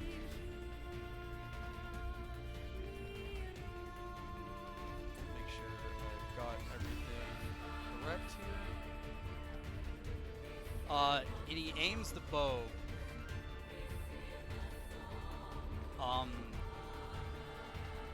Over kind of like, he kind of like threads the needle through the party to aim it directly over at Lauren, who just shot her projectile. And he's gonna roll to hit you. I've got so much fucking dice from that last segment on my desk. Random dice. Plus what? Plus this. It's 11 to hit. Mm-mm. Good night, Cam. Oh, he's already gone. He's already out of here. Gore. What's his name? That was funny. His character name Burger. Hey, Burger Boy.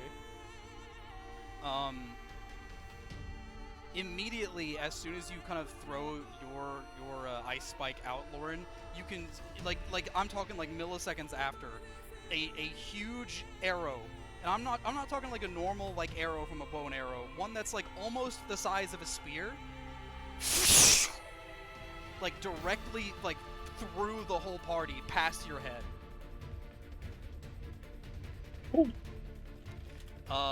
And as he does so, he begins to immediately pull out another gigantic arrow from some kind of pouch that he has behind him and knocks it in and begins to fire up another arrow. He's going to shoot again at you. Leave me alone. This time it is 16 to hit. Nope. You can like feel the weight of these arrows as they like fly past you. As the second one misses, he pulls out a third arrow and begins to aim it instead not at you. He begins to notch it over to the side and aim it over at Maybell. He's gonna roll to hit. What? No! What is it? Free. What's that 50 cent? GIF when I need it. What do you say fuck me for? There it is.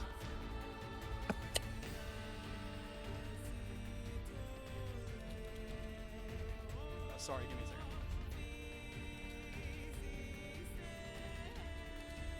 second. This one is going to be an 18 to hit. Yeah. Check stuff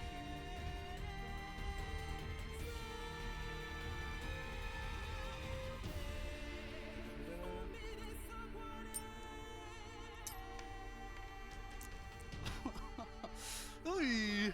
Okay. That is He really threatened that needle. as the Yeah, I I'm was sitting right in as front of me. the now. arrow flies past in between right in between Piper and Alice. This gigantic arrow flies forward and pierces you directly through the thigh, Maybell, as you Not the feel a thighs. searing pain as this huge arrow just like tears through your flesh, just completely like shattering bones and ripping muscle. You are going to take, what is this? Make sure the damage type. 20 piercing damage. Okay.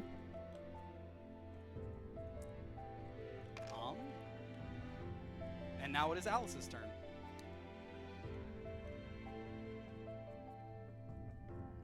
Oh, that's me. Sorry. Yep, that would be you. My bad. Alice.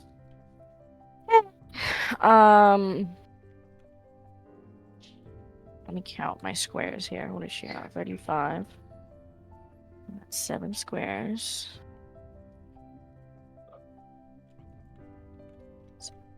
7.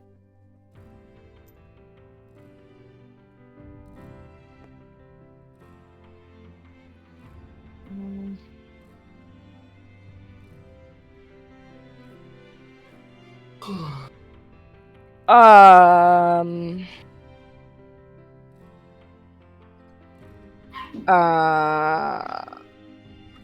Wisdom save for Wolf Knight. Okay. I will do that. What are you casting? Compelled Duel. Okay, so that is, what is that total? That is a 3 total, but he's going to use an ability called Indomitable, which allows him to re-roll a failed saving throw once a day. Okay. Okay, so he can't do this again. Correct. I believe it still fails though. He got a 10. Correct. Well, there you go. Okay.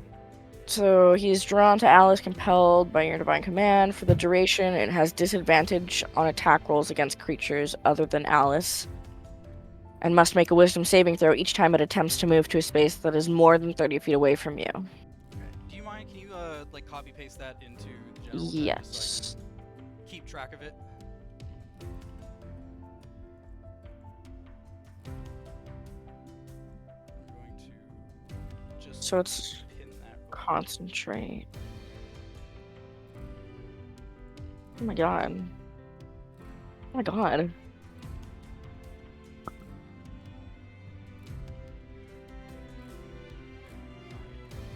So, as Alice begins to approach the Wolf Knight, Where is it? she kind of like enters, you know, a good distance away from him, 10 feet away, and begins to cast the holy spell of Compelled Duel, as she kind of like reaches out towards him, almost like she's gonna like grip him from this distance. You can see sort of this like stare begin to emanate from the knight himself as he begins to lock eyes with Alice and not break the stare at all, or at soever. Let me try that again. Are we about to Whatsoever kiss right at all. now? So he's faced completely towards Alice. That is, well, Damon's not Concentration. here to object, so Oh. I don't think he would do that though. Well, he can go suck my fucking dick. That's crazy. You fucking do a first level spell slot that says I cast it yeah, I for got me. you. Thank you. And it's concentration, so I don't think I can do anything else without breaking it. Okay. So I'm done. All right. In that case, May is next.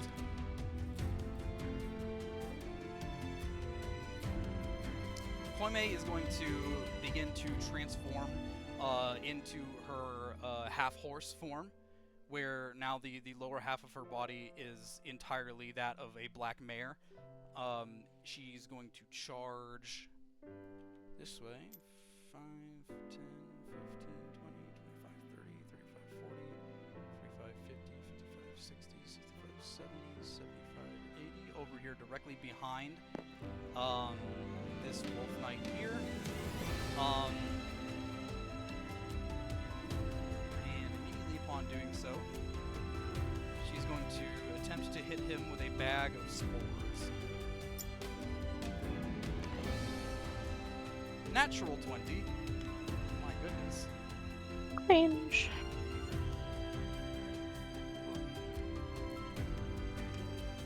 So that's going to be 2 of these.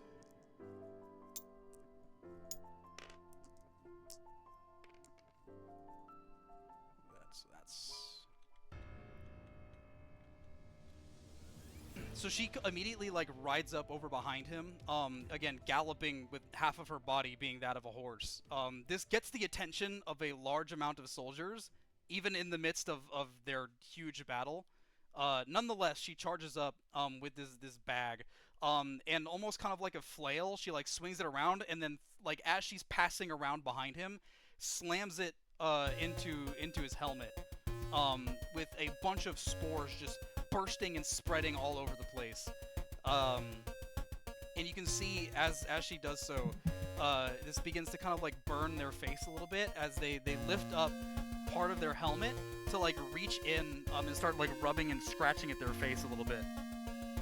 They take 9 nature damage. How do I do math again? Hold on. Nature damage. It's crazy.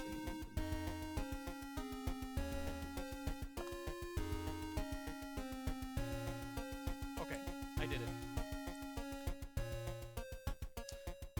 Alright. Next up is Sir Gremalt. Okay, so let me double check Compelled Duel. Does Compelled Duel... Let me look at this. The spell ends if you attack any other creature. If you cast a spell that targets a hostile creature other than the target, a creature friendly to you damages the target or casts a harmful spell on it, or if you end your turn more than 30 feet away from the target. So basically, if anybody other than Alice attacks this knight, it breaks the Compelled Duel. Correct. So, with this in mind, I'll do a little bit of Alice roleplay here. Sir Gremmalt's gonna go 5, 10, 15, 20 feet up here behind Alice, before kind of stopping him with her spear and saying, "Don't attack this one. This one's for me only. I've got a Compelled Duel on him. If you touch him, it breaks it." He just kind of like stops for a moment, nods briefly, and then 25, 30, walks up over here. He'll use dash action 5, 10, 15 to go over on this side of the bow knight. Okay. It's gonna be his turn. Crow, you are up.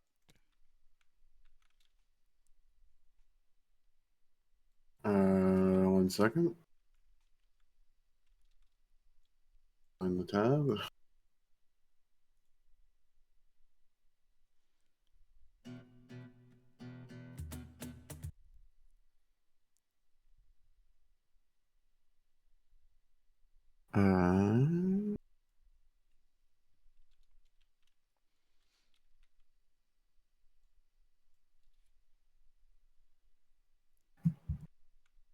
I firstly turn to Maybell and say, "Dear God, that looks bad. Are you doing okay?" It hurts real bad, but it kind of feels like I'm alive. There's like currently like blood like kind of flowing out of the wound. Are you gonna be able to treat that? Probably, but I've been through worse. Because I'm about to go murder that guy to hell. I'll be If you think alright. he'll be okay alone. I think I'll be alright alone. I got everybody with me. Well, just yell for me if you need me. Okay.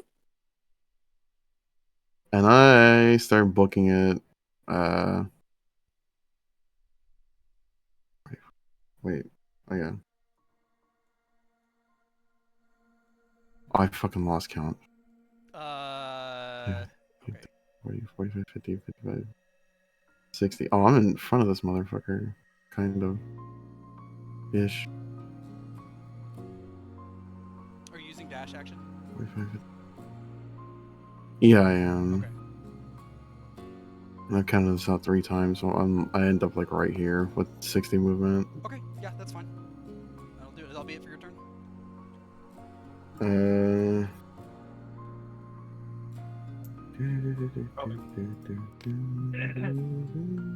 Yeah, I think so. That's what I can do. Gotcha. All right, Viper, you're up. Okay. Okay. Okay.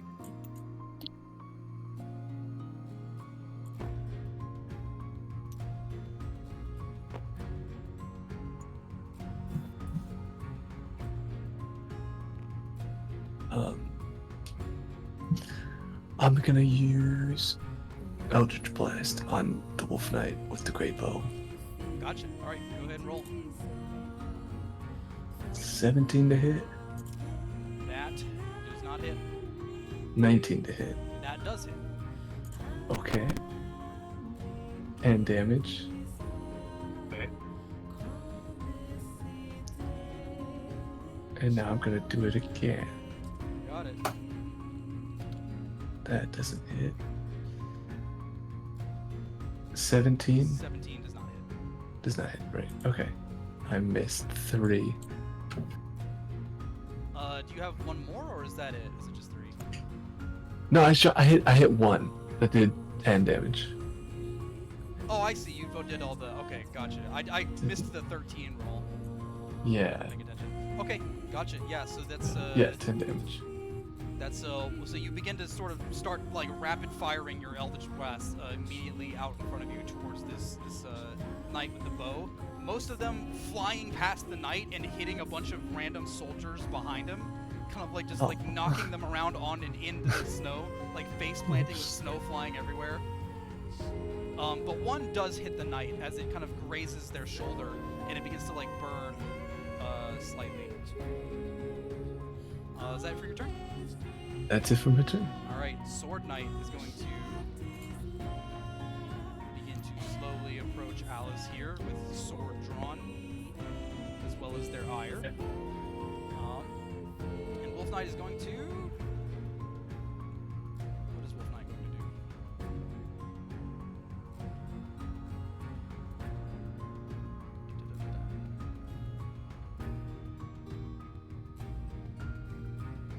Got it. Okay. He's going to approach with his shield drawn, and he's going to attempt to shield bash Alice. Rude. So let me do that.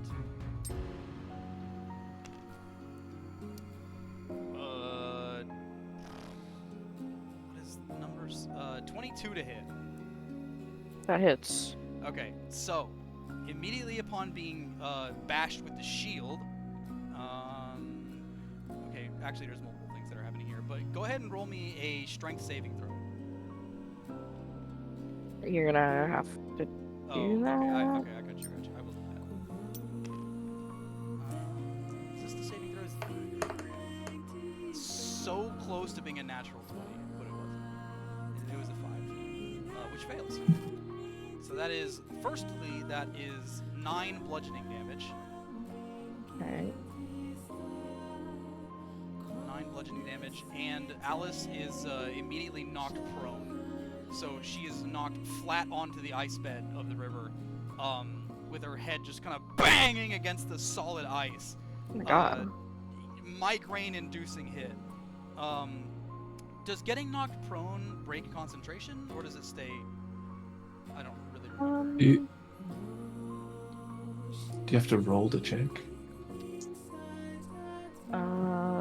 Where is this fucking... Here it is. Look it up. The spell ends if you attack any other creature. If you cast a spell, the target's... Not itself. I'm just checking the specific rules of concentration. The only conditions that should auto-break concentration is conditions that cause the income. I think this is Baldur's Gate 3. D&D 5e. Knocking people prone instantly breaks concentration without even needing a check. So as soon as Alice's ass hits the ice and her head slams into the frozen ground, the spell is broken, and the knight begins to look down at the fallen over Alice, and is going to turn around towards his bow-equipped ally and walk over here. Now, well, Alice is knocked prone, so I don't know if she still gets opportunity of attack even though she's prone. Hey, we didn't destroy it. I'm not sure. Let me maybe. Yeah, liberated. Opportunity. You'd think after years of playing D&D I'd have this shit memorized, but I don't. Attack if you're prone, D&D 5e.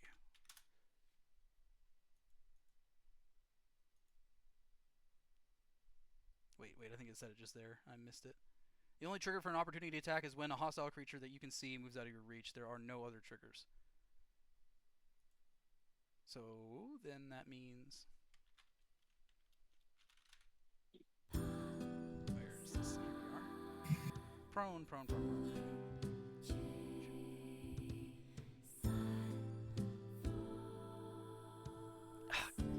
I always look for the answers in these threads, and they immediately start off by saying, I personally think it does or does not. I'm like, okay, great, so there's like no real official rule for it? People just be making shit up, man. The only thing that prevents an opportunity is the fact that it's a passive movement doesn't necessarily imply it's a slow process. There's no defined duration for a turn.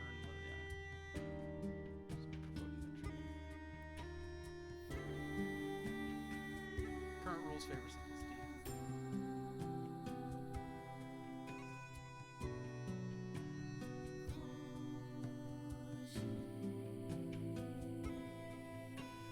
So according to this guy, you do not. And he sounds really smart, and like he knows what he's talking about, so I'm gonna believe him. I'm a fucking nerd. So no opportunity of attack for Alice prone onto the ground. He's gonna walk over immediately towards Crow. And he's going to attempt to hit you with his sword. Here's the D20. Whoa.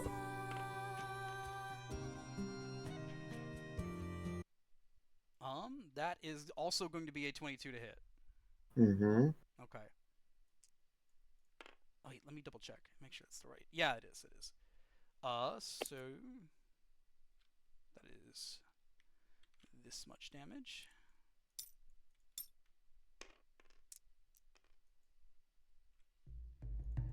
13 slashing damage. Mm-hmm. As he immediately turns over his attention from Alice and begins to walk over at you, sword swung up over across his shoulder as he swings it down in a horizontal slash across your chest. Rather, more so across your back since you're facing towards the other knight at this point. But as you feel the sting of his steel slice through your flesh, you turn around and immediately see him there before you as he does one more attack onto you. Right. Pulls back his sword for another go. This time Kinda he got has gotten fucked up by a 14 Dark. Surprisingly, Is that one miss? yeah. Okay. Just barely, you manage to kind of step back in time to block the swing of the sword as the tip of it just flies past your torso, an inch away from you. All right. Now it is Maybelle's turn. Hello. Hello.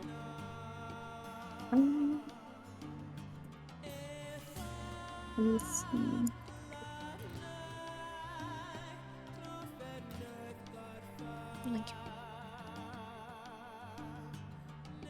How do you do the ruler again? Hold down tab and then drag your mouse. Okay. Then how big is each square? 5 feet. So if you move here, it'd be like Okay. 5, 10, 15. Okay. Thank you.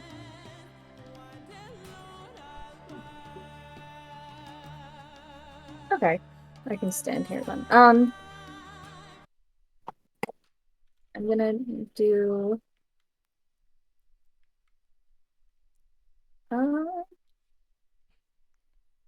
I'm gonna do roll for 2 Eldritch Blasts on the feller that hit me. Gotcha. It's within range. Should be. Yep, I counted. I got 120 range. Gotcha. 9, so that probably doesn't hit. 9 does not hit. Sorry. And then 11. I'm not joking. Also does not hit. Okay, that's my turn. Oh wait, let's see.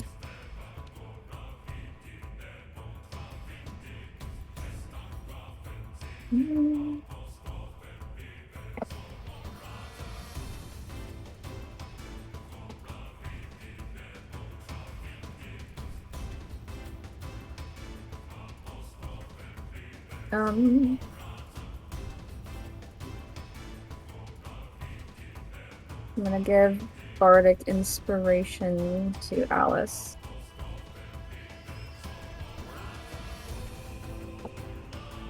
That's it. Okay, and then just how much? What dice is that again for your current level? 1d8. Okay, so just keep that in mind. Alexa, you've got a 1d8 on Alice. Silver. To use at your disclosure. Damn. For like any roll or like any attack roll? I believe. I can't remember if it's any roll or if it's only attack rolls. I'd have to check the rule on Bardic Inspiration for that.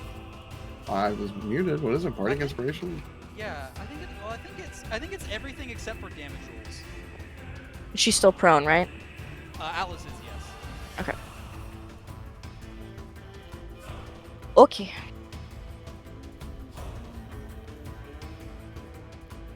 There. Pretty sure I got that right. Okay. Ability check, attack roll, or saving throw. Gotcha, yeah. So basically everything except for damage rolls. Yeah. Alright, that is the end of the turn. As you guys are all engaging in your battle with these knights, you can see and hear over across the top of this pedestal. Altus Frey is stood atop here with, again, a great sword in one hand and his shield in the other, as he's immediately trading blow after blow with a familiar figure. This time completely uncloaked and nothing hiding or obscuring his face. This is the same figure that if you catch a small glimpse of him throw in the middle of all the chaos, is the same figure that you had met in Helena Dre's room the other night. This 7 foot something tall, huge, rather imposing figure, with more so of like a lean, muscular build. He's not exactly very wide, but he's very tall. He's very skinny. He's got 5 blades, again, on either hand, 1 for each finger, and very long, and now you can see the entirety of his form. And this is him unwolfified, too. his entire human form. He's got his long, very straight, dark blonde hair that reaches down to like the lower half of his torso. He's got like very, very striking, almost kind of slanted eyes that are like glowing with a silver tint to them. His face is very, very, how do you describe it? I think I described it last time as snake-like. Not that he literally looks like a snake, just that he's got a very pointed face. I'll just put it that way. He's, instead of being equipped in the cloak like he was that night, he is entirely equipped in what looks like very, very tightly form-fitted plate armor. So that his entire body is just covered in this very, it almost looks like skin-tight plate armor. Where you can see just his huge imposing figure in this shining silver and black armor piece that he's wearing, as he swings from one claw over in front of Altus to another as he deflects with his shields. He begins to slice at his arms, with blood beginning to splatter and spray all over the ground. As Altus kind of begins to regain his footing, the opposing figure just kind of slowly like walks up over to him. He's almost fighting in sort of like a swaying form, like he sways from one side to the other as he just rears back his hand, and like a wrecking ball, just swings with the full weight of it over across the face of Altus Frey, as he just kind of rears back and just steps a few feet away from where he's standing. And you can see him kind of as he begins to slowly approach Altus. He says, in a very mocking tone, he begins to approach Altus and say, I gotta remember how I want this guy's voice to sound.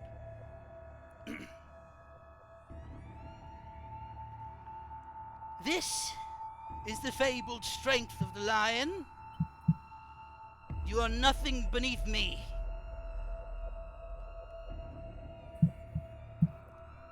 Shit, I can't remember. Fuck, hold on. I had a voice for him, and I can't remember how I wanted it to be. Shoot. We'll get around to it next turn. Let's just start with the top of the order, and I'll figure it out in the meantime. Yippee. That means we're starting with you, Lauren. That's me.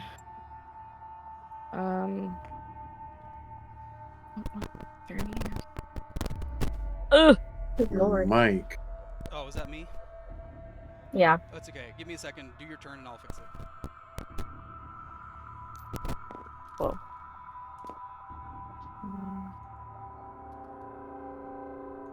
Okay.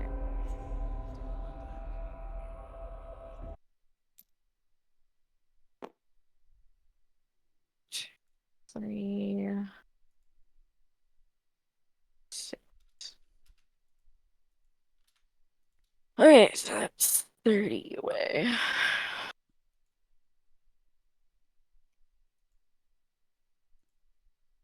This is all ice, right? Sorry, I'm asking you questions. Yeah. While you No, fucking it's your good. mic. You're good. You're good. Yeah, it's all frozen ground. There's no. It's so frozen thick that you would have to like make a concentrated effort to break it. Okay. It's like over a foot thick of ice. Okay. Wow. Trying to cook, but I don't think it's gonna happen. Okay, I think I fixed it.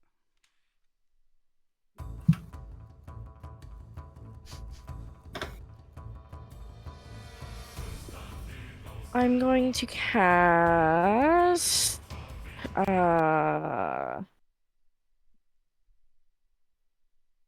hello?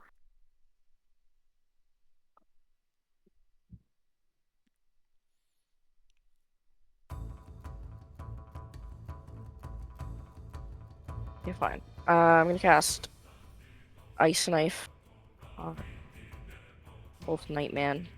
Gotcha. Okay. 22 to hit. 22 does hit. Wait, let me Okay. make sure. Yeah, it does hit. Takes 1 piercing damage. And then it rolls a dex save. Dex save, got it.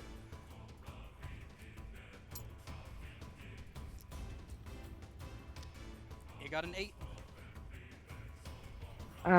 So it fails, so it takes 5 frozen damage. Cold damage. Is that also... And it hits Crow. Sorry, Crow. Yeah. My bad. So is that 5 cold damage also to Crow? Each creature within 5 feet of it must succeed on a dex save. Oh, so do a dex save. So yeah.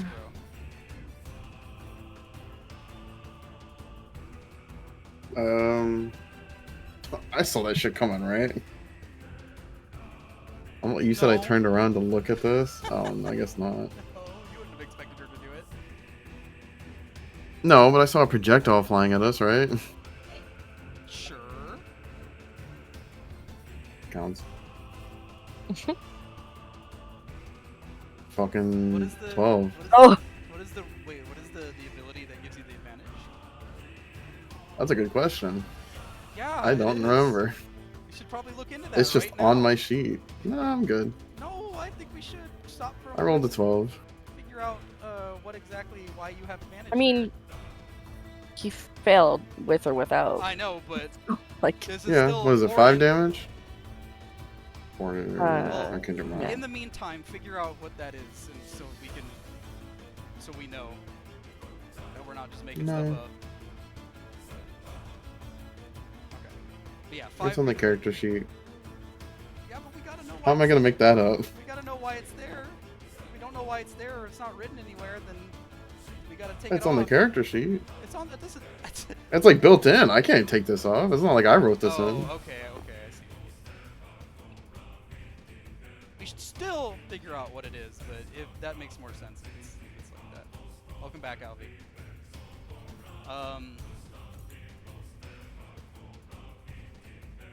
Okay. Anything else for your turn, Lauren?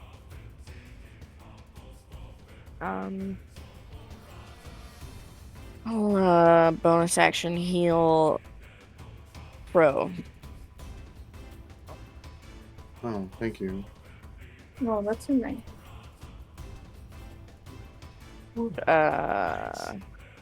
So 8. 8 HP. Just 8? Oh. Because you're at 59. That's not accurate. Oh, yes, that is accurate. Yeah. You're right. Okay, yeah, I'm done. 8. Okay, yeah. Ow. So now it is Bow Knight's turn.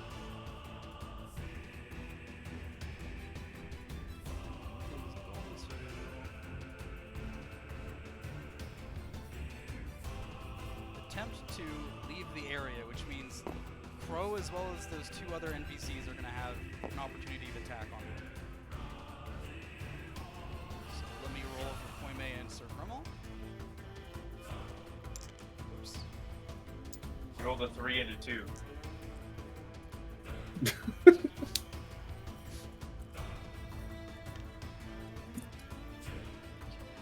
Poime hits. Sir Grimmel does not. Wait, what? What is that?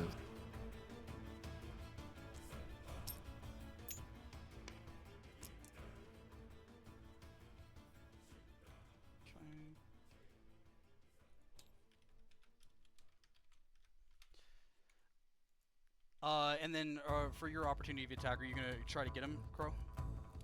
Yeah, one second. Oh. Interesting. How long's that been there? Okay. Whatever. I rolled a things on hit. the character sheet. I am. Oh, that was me this fucking. I rolled a 13. 13 to hit does not hit. Okay. My weapon has the graze property. If I miss a creature with my weapon, you deal damage equal to the ability modifier you used to make the attack roll. So 7? The ability modifier, which would be, How long have you I guess, had would be this? 7. Yeah, plus 7. So it's So I still, guess 7 it's damage. still 7 regardless. It's- Is that for like every attack? If I miss, yeah. That's insane. With this weapon, I guess. I don't know how long that's been on there. I just saw Hold on, wait. Yeah, it's crazy. it's on the greatsword. Let's take a look at this, because I don't know if that's like for a regular greatsword. Yeah. It, On my sheet on D&D Beyond, it says grace. It does say that. Let me double check.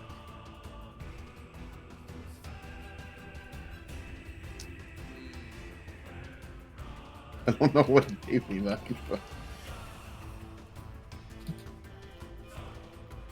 It's not a natural thing with raise. Let me check the ability itself, raise. Because if it's a class thing, that's might be like a fine. weapon mastery thing. Yeah. Weapon mastery. It does say so. Are you doing weapon mastery? I think might be a passive thing. Well, yeah, probably, but I'm just making sure it's part of your class. Oh, well, I think so, because of fighter or barbarian. Yeah, I think it's fighter. Because are you doing like a weapon master subclass or? That is a I great don't know if question. it's a subclass or It has been so long since we've done much of anything on or this. maybe an ability thing. So. Mastery D&D fighting. It's not. Google's not giving me straight answers. Fighter.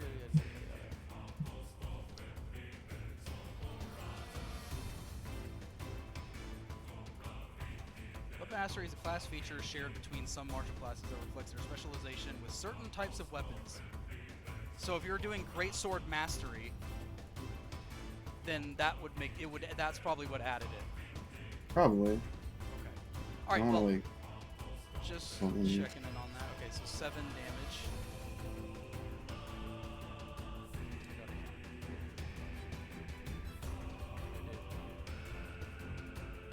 Gosh. I can't math.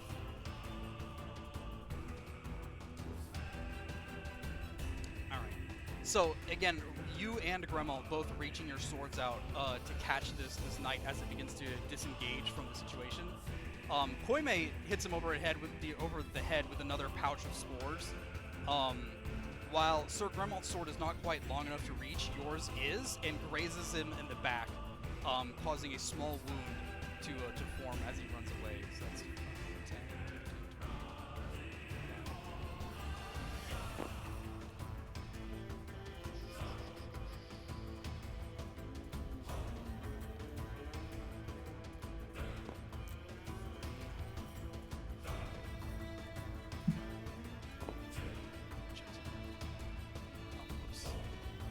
Not 35, just 30. He stops around over on this end of the river here, begins to reload the bow, and this time is check something here.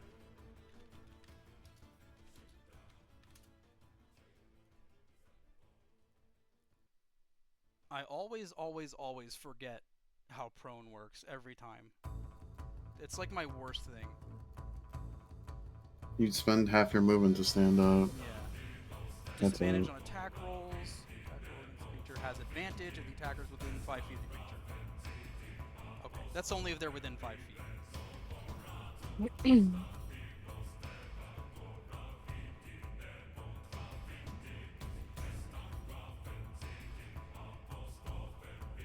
That's interesting. Apparently, it's a Yeah. disadvantage if they're not within 5 feet. That's odd. He's got the night vision. Okay, he's gonna stop right here and knock an arrow, and he's going to fire it at Piper. Oh, Okay. That is going to be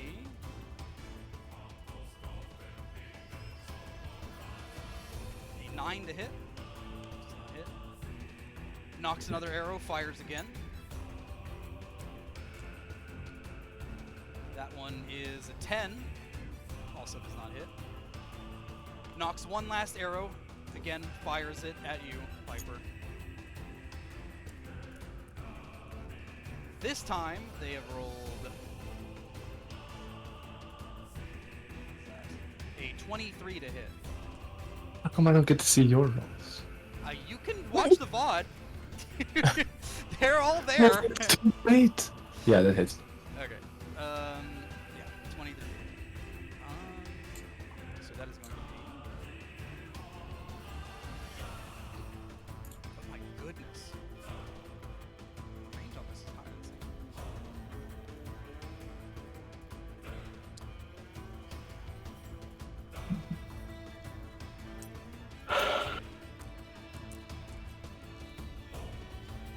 Damn, okay. The same as it was for Maybell. This arrow, after Tube comes like flying directly at you, Piper, just like out into the open, you've got nowhere to really dodge to or run or hide behind anything. These arrows are just being flung at you one after the other until eventually one hits you directly right above the waist into the torso as it pierces and shreds right through your body. You feel the arrow just go right through the middle of you. Blood and viscera just spouting out behind you as it just sticks right into the middle of your body. You take 20 piercing damage. Okay.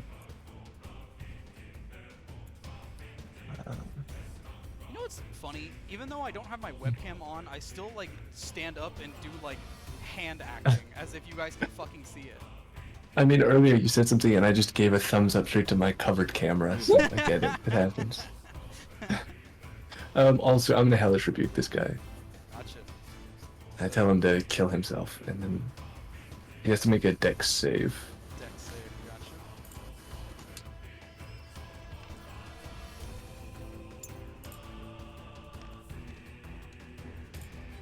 gotcha. Nat 1. Okay, full damage. Only, man, 10 damage. Still a good amount. How does that look when you cast it on him? I tell him to kill himself, and at the end, fire comes out off of my tongue and shoots out at him. God. That's face. He's right for that. The blazing orange fire begins to trickle down off of your tongue as you say the words with such what is the word I'm looking for? It starts with a V. Vitriol. Such vitriol, thank you. I was thinking like viscous. But such vitriol, it just shoots forward like an arrow and begins to pierce him directly through the shoulder, the fire burning through his flesh. Alright. What the hell are you posting? I thought that was Smosh at first. Fuck is these guys? They both look like Ian from Smosh. Okay. Next is Alice. Okay. So I'll move up. Am I still prone? Yeah. Yeah, you are still prone. Do I need to do something to get out of prone? Standing up just takes half your movement. It's not like an action. Oh, okay.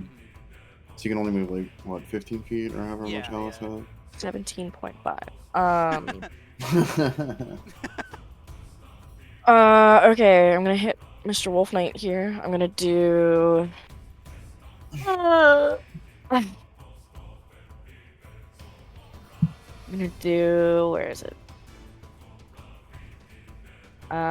Third level Shadow Blade. Gotcha. This is third level. When you cast a spell using a third or fourth level spell slot, the damage increases to 3d8. Okay.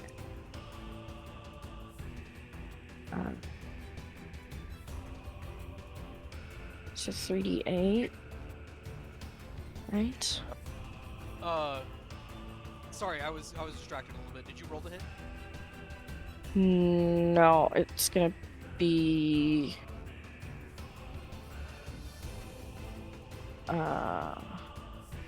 Sorry, I don't play a fucking sword person, so I'm kind of. Yeah. What are you trying to do then?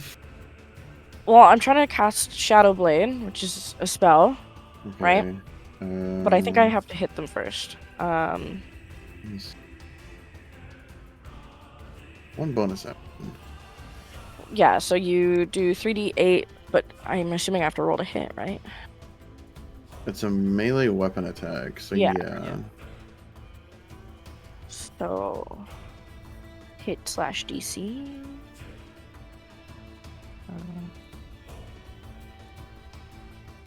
Do I need to roll it, or I don't know? I think so, yeah. Okay, give me a second. I have to swap over to the page. Just like a hit with the spear, right? Yeah.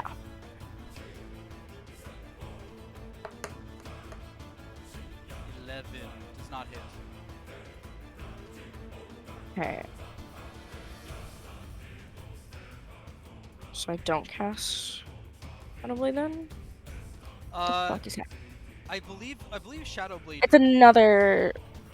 I believe that's a buff onto your weapon. It doesn't. So to hit the creature is a separate thing entirely.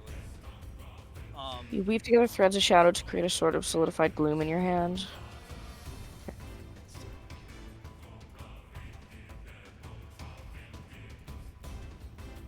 Shadow Blade. Weave together threads of shadow to create a sword of solidified gloom in your hand. This magic sword lasts until the spell ends. It counts as a simple melee weapon with which you are proficient. It deals 2d8 psychic damage on a hit and has the finesse, light, and thrown properties. In addition, when you use the sword to attack a target that is in dim light or darkness, you make the attack roll with advantage. If you drop the weapon or throw it, it dissipates at the end of the turn. Thereafter, while the spell persists, you can use a bonus action to cause the sword to reappear in your hand.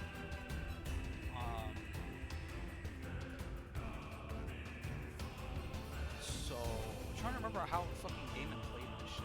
Because he did it kind of... He kind of gave me a fucking TLDR on it. Yeah.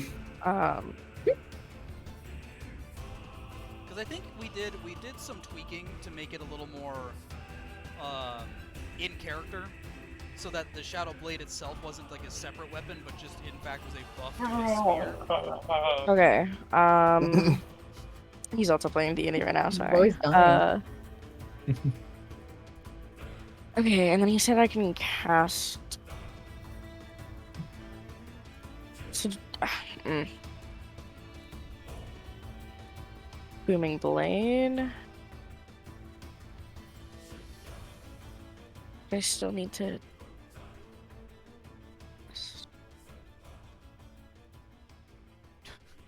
Bro creates a complicated character, leaves the campaign, and then says you do. I'm doing it because I'm being told to do it by DM. If we could just fucking send her off on her way, I'd be totally okay with it. It has to be in story, bro. We gotta get through the story first, man. I can't just do it. See, you get actually big bonuses. I think.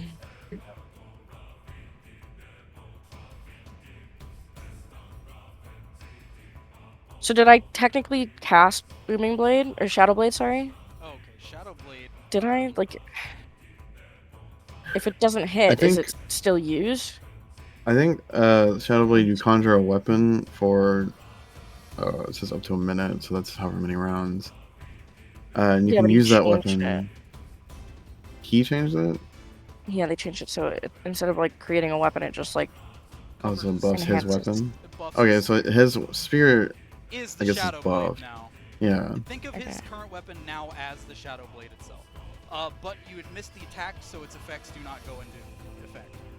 Okay.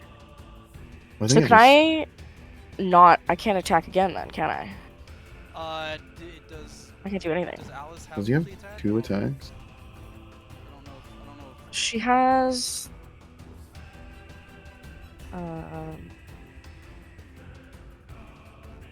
Sorcery points. I don't know if that does anything.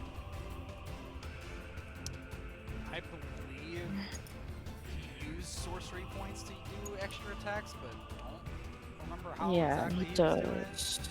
does. My magic. Yeah, it's just cast a spell. I just say attack for action 1.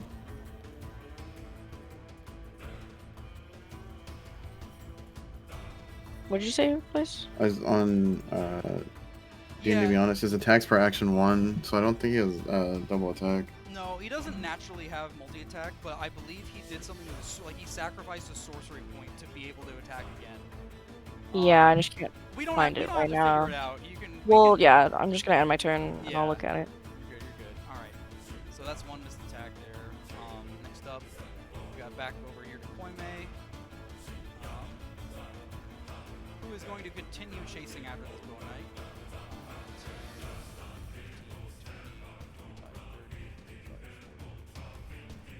50. Make another attack against it.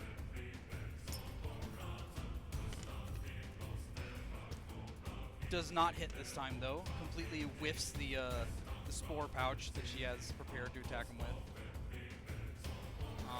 And next up is Sir Gremmel, who, now that he's not worried about this guy so much anymore, he's going to come around over to the other side, and he's going to do a sword swing. Whoa. That does not hit, just barely. He rolled a 19. But he attacks once more. And that is much lower, so he again misses. 2 fierce swings from his longsword from Sir Gremmel onto this knight. He's able to deflect both of them with his shield in either direction, just throwing his blade out of the way. And then after that, now it is back to you, Crow. Cool. I rage out. Got it. Could never have ended. I will Great Weapon attack the knight. Mouse is stuck. Gotcha. Okay, now my wire is stuck. Hold on. It's me on. We've got a quick time event. 16. 16 does not hit. Okay, reckless attack. 20? Not natural. 20 does hit. Okay.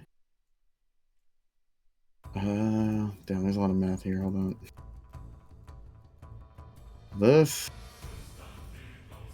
Okay, so 13 plus 2 plus 10. 25 damage? 25 damage.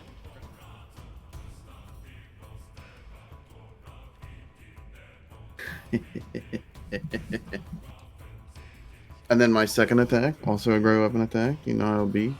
Great weapon attack. Go for it. Fucking natural 1. I'm just fucking. I can Damn. reckless attack that, I think. Wherever that fucking thing is. Is a reckless attack with still a great weapon attack? Right? Question mark? Oh, yeah, it is. Oh, okay, yeah. Again, that is a 13, so it's really not gonna hit. Yeah, 13 does not hit. You do, however, get one very good heavy swing into the side of the knight, as blood begins to gush from his the right side of his torso. However, at each subsequent swing, Oh, wait. is deflected by either his sword or his shield. Those miss, right? Does that still count as graze damage? I suppose so. We gotta look. Let me look back here at what's 7 for each of them. It might. Is it 7 or is it? It has to be 7, right? 'Cause I have a lot of strength. I imagine. Ability modifier? Maybe it's just Ability 4. modifier is like so it's like plus 7 if your strength modifier is like if your strength is like I don't know 18 or whatever it is. Yeah, it is. Or whatever bonuses you have. It's the plus number. And not like you're not like doing 18 damage per minute. No, I know, like, but like to hit, like my hit DC is like +7, or is it my strength modifier where it's +4? Oh, it would. Oh no, +7. Never mind, I'm looking at the wrong thing. Yeah, it should be +7. Yeah. So it's if it says +7, I'll double check. I'll check the character sheet. Make sure we're looking at the same thing here. Yeah, no, I was looking in the wrong area. I see it. Oh wait. Think. It does say +4 on your character sheet though. I don't know. I assume you get a +3 from your weapon mastery. But if it says your strength modifier and not just your attack bonus, then it would be 4 and not 7. It just says ability modifier. That would be your strength modifier. Because your strength is an ability. So it would be I think the +3 just comes from your greatsword weapon mastery, which equals +7. I'm assuming so. I'd also assume so. All right. So I'm gonna do +4 for each miss swing, which is 4 times 3, which is 12, which means 12 extra damage. Alright. Anything else for your turn? No, that's it. Alright, Piper, you're next. Okay.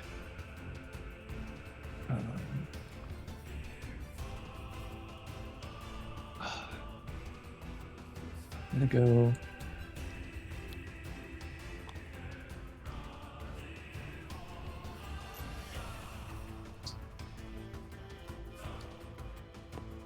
I'm gonna walk up to this man. Gotcha. And I'm gonna try and actually before I do that, I'm gonna hex him. Gotcha. Which ability? Strength. Good night, Bree. Oh shit, she's gone. Oh. Good night. And you know what's coming next. Strength hex. Are you going to summon your blade? Not yet. I'm gonna grab him. Oh, that's right. I forgot. You're the grappler.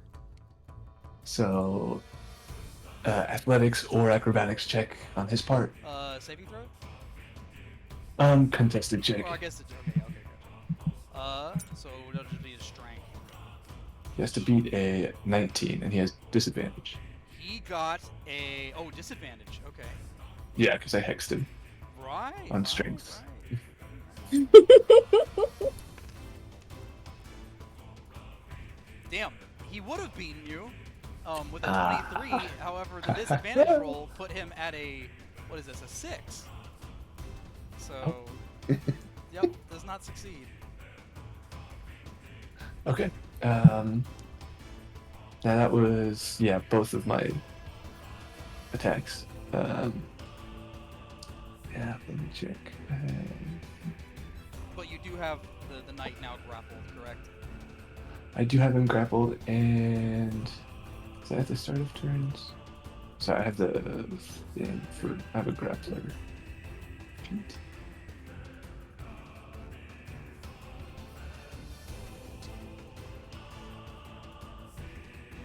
Yeah, okay, that's it. Alright. In that case, now the sword knight's turn.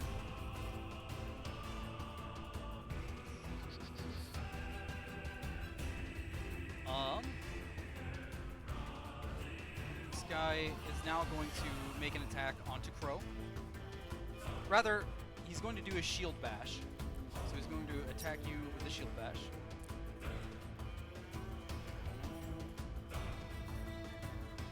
That is a 20 to hit, which I'm pretty sure hits. Yes. So do a strength saving throw for me. Cool. 9. Gotcha. So that's gonna fail. He does 6 bludgeoning damage to you. Alright.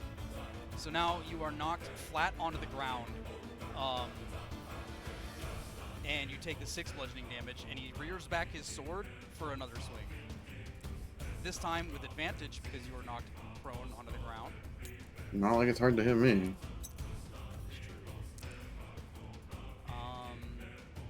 me make sure that I can check here. 21 to hit. Mm-hmm. This time is going to be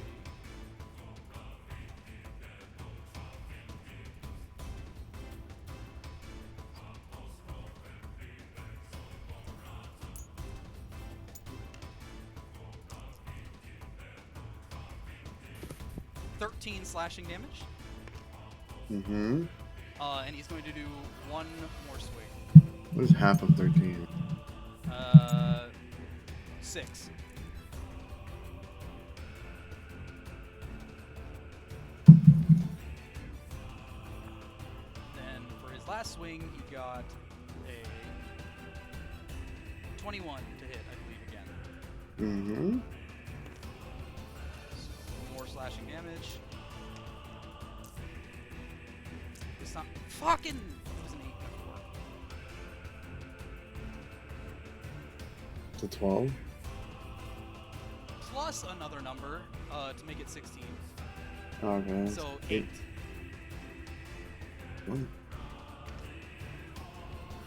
Okie dokie. Alright.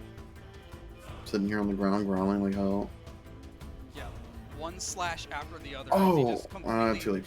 swings Fucked up. down his blade onto you on the ground as you just try to struggle to deflect it without any kind of foothold. Next up, Maybell. Remind me next time I have advantage on strength checks. Okay. I don't know if that counts as a saving throw. Believe it's a saving throw. Or it was. I'm gonna stay back here. I'm gonna try to hit the same feller with my Eldritch Blast. 21 to hit. 21 does hit. And then 20 to hit. Also hits. Huge. Rolling damage. So 12 total? yeah. Gotcha. Oh, 16, right?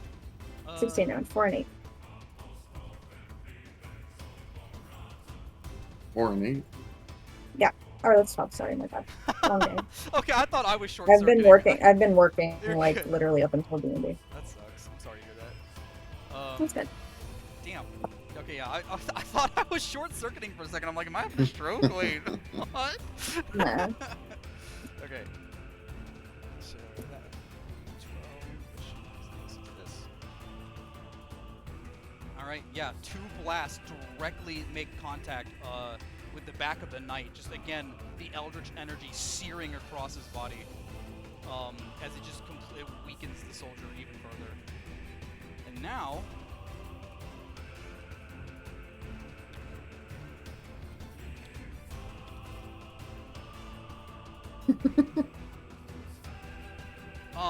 During this whole battle, you can hear kind of like you can hear the roar of the soldiers, fighting behind you, Pro. And as you do so, you notice as you get knocked down on the ground, again trying to defend yourself very fiercely. Very faintly, you notice that the roar of the crowd begins to erupt slightly as passing through a multitude of soldiers, charging directly towards your location is a knight. Both hands planted firmly on either side of a spear that is running through these crowds of people directly towards your location. Right here behind where you're at. Roll him a little bit. as she appears rather directly behind you, to plant a spear into you. So I'm gonna go ahead and have her roll to attack you. Cool.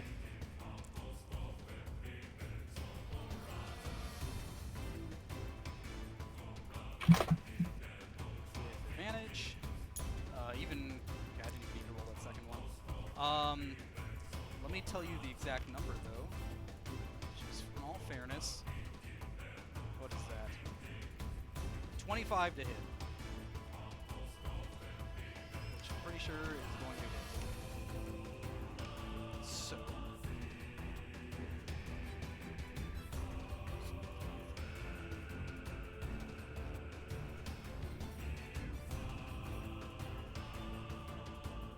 Which one of you is the hero?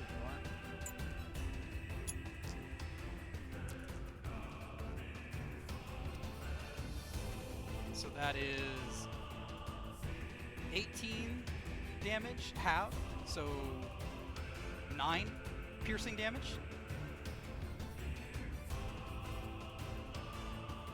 And they are going to attack again.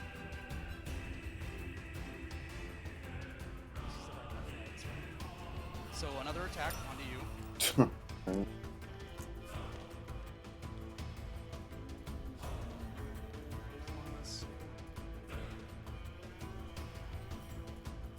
21 to hit. Hit. Roll damage again.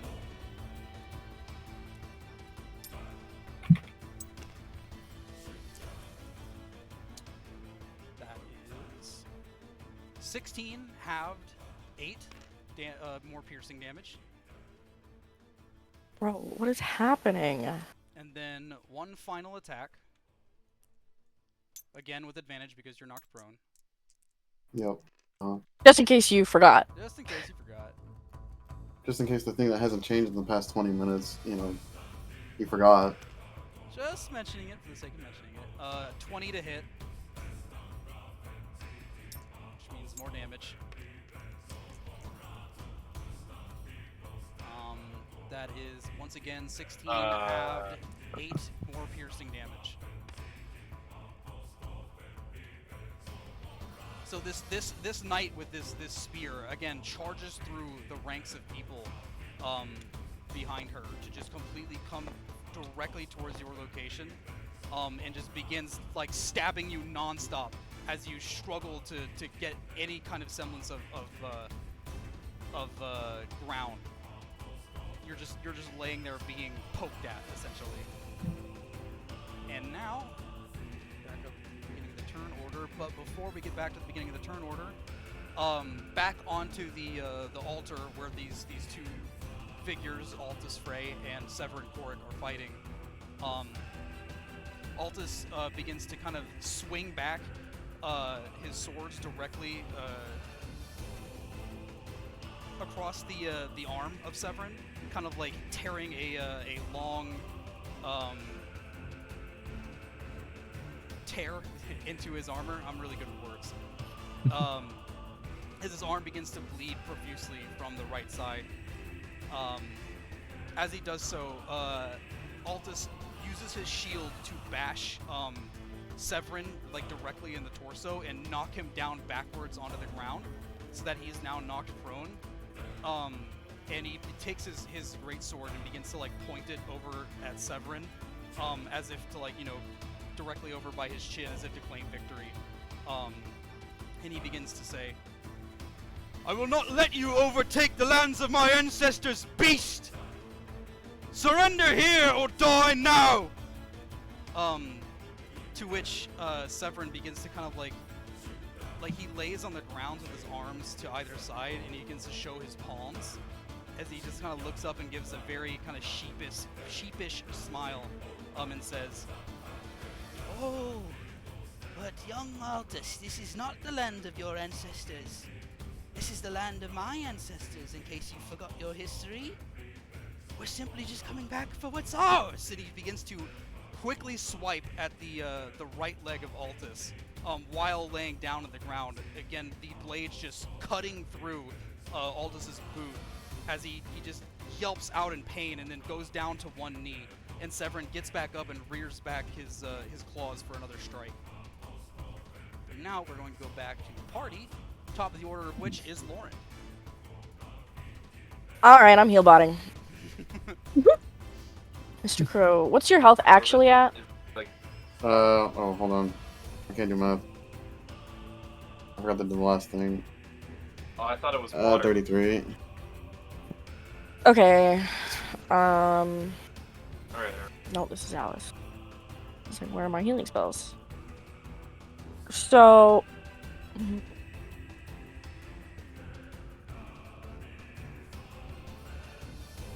Going to... Healing word.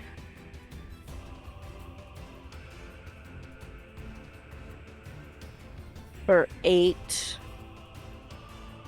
And then... My fucking... Wild shape. One day I'll remember what the roll is.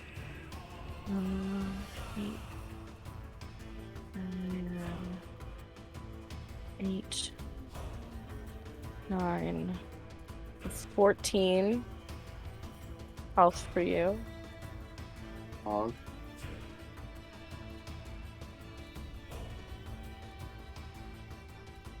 You got 48 health now. Oh, I do math wrong. 9? 47? 22. What did I say? I don't. I said 14. I was trusting also. I couldn't tell 8, you. 9 plus 5 is 14. Yeah. No, yep, Okay. that's fine. And that's my bonus action. Can you throw a bomb on me for a real action? Bomb? Oh, that Yeah, like does a bomb, like a grenade. Just to end it all. Yeah. Just for you. The shrapnel hit the other guys, it's fine.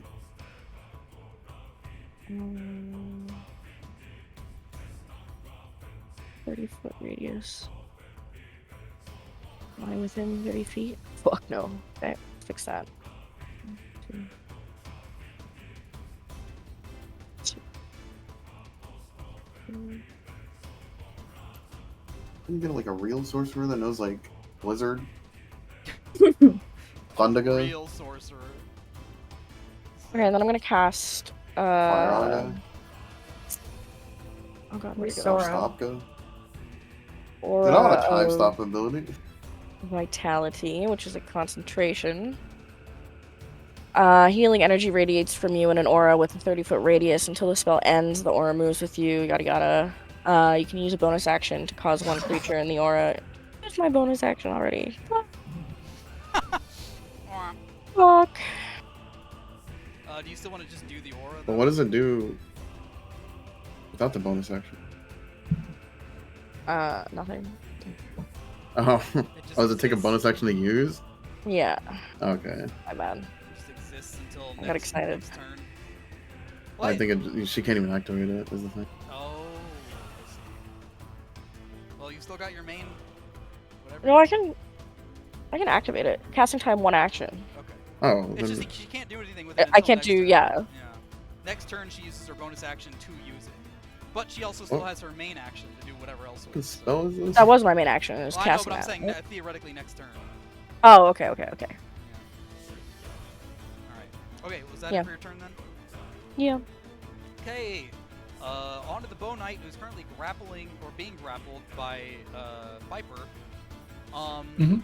Does he, to try and break free from this grapple, do they have to do a contesting strength check? Yes. Okay. So I'm gonna go ahead and roll that. And he still has disadvantage. Of course. Disadvantage.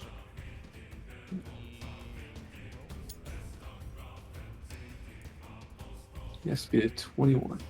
He got a 15. Alright, Did still not- grappled. Okay.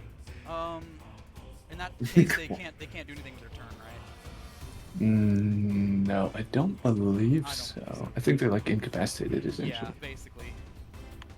All right. Alice is next.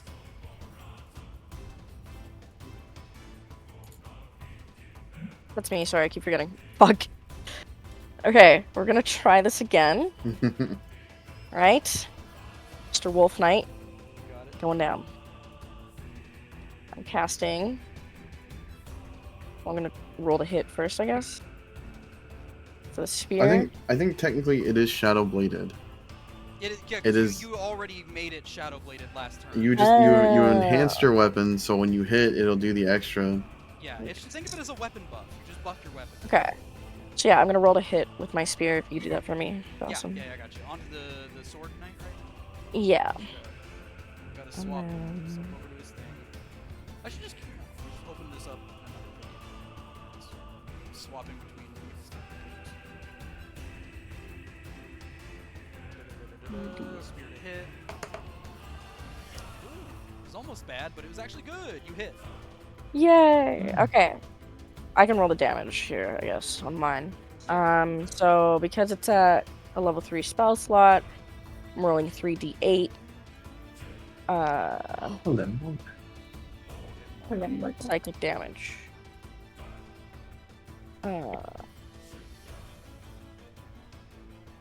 So that's 13 damage.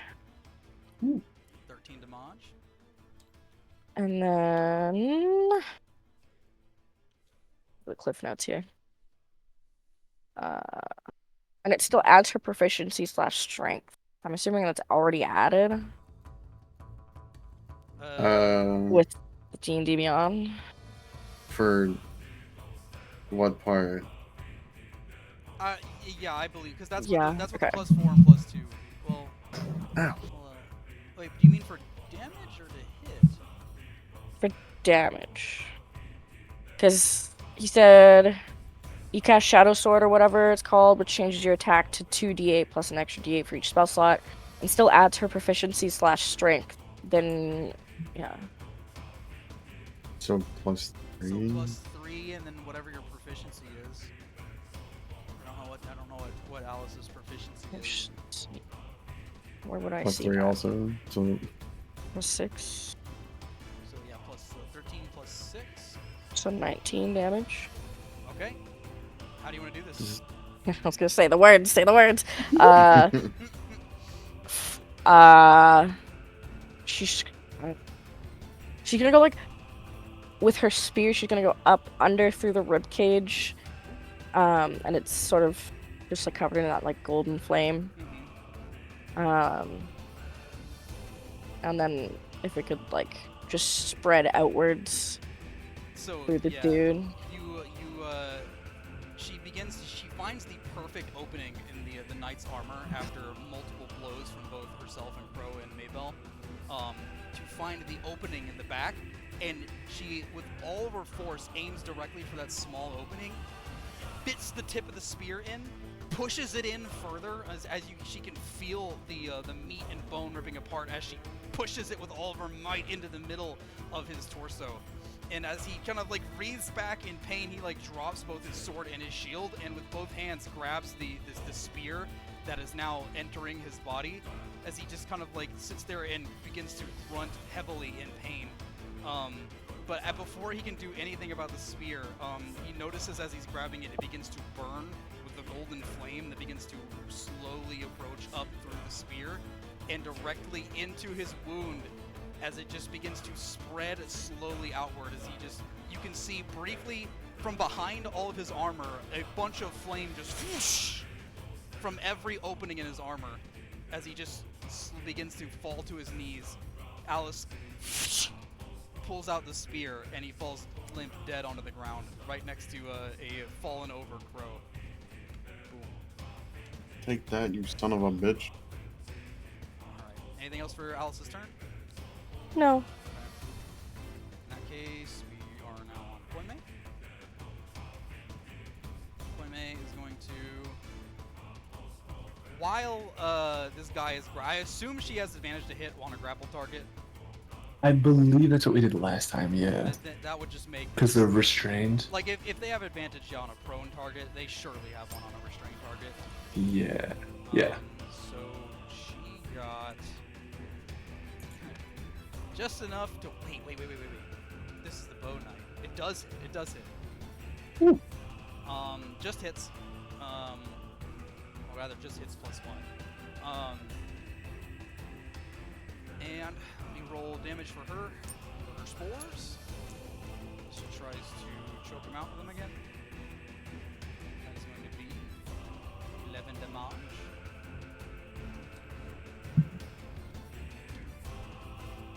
So as you have this knight just like grappled within your arms, struggling with all its might against you, Piper, and it's kind of tough because this knight is like roughly the same size as you, if not a little bigger, and is quite strong.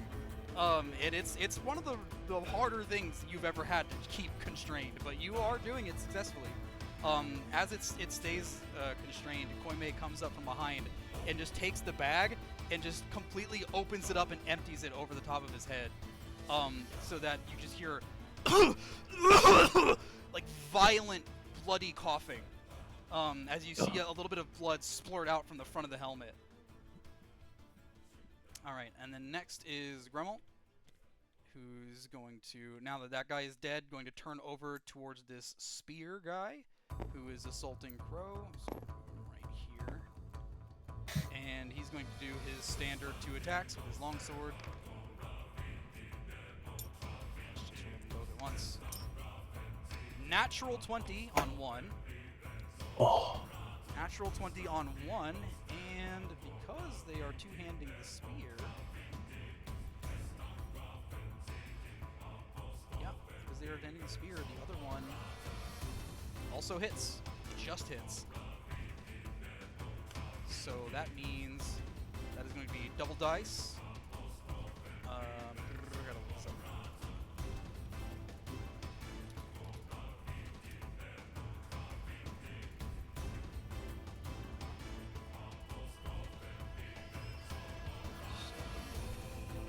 1, 2.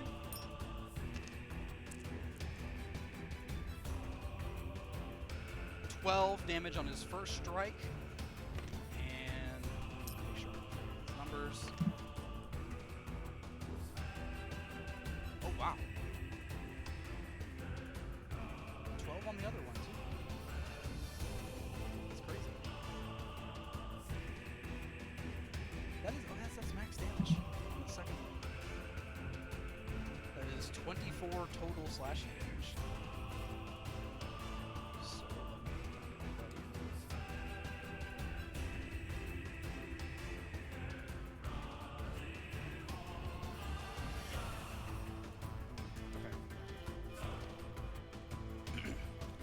So So as soon as that one sword knight falls at the hands of Alice, Sir Gremmel immediately turns his attention over towards the spear knight, who is just mauling the shit out of Crow. Runs over to him with the long sword in hand and just pierces his sword directly through the torso of this spear knight, and then pulls it back out as blood begins to spurt out of the knight. As it turns its attention over to him, and as it does so, he swings his sword directly across his face, so that you can see like him cut directly across the helmet of the other knight, and the lower half of it kind of falls off, and you can see the under half canine mouth of the wolf knight. That is it for Sir Gremmel. And then before we get to Crow's turn, back up onto the platform, you can see again after Altus Frey finally picks himself up after being attacked on his left ankle by Severin. He gets up, and as soon as he does so, begins to trade a couple of blows, swinging his heavy greatsword from one end to the other, just barely managing to deflect the extremely fast attacks coming out from Severin and his claw blades, we'll call them. And before he's, how do I say this? I'm trying to think about the choreography here. I'm being a fucking playwright right now.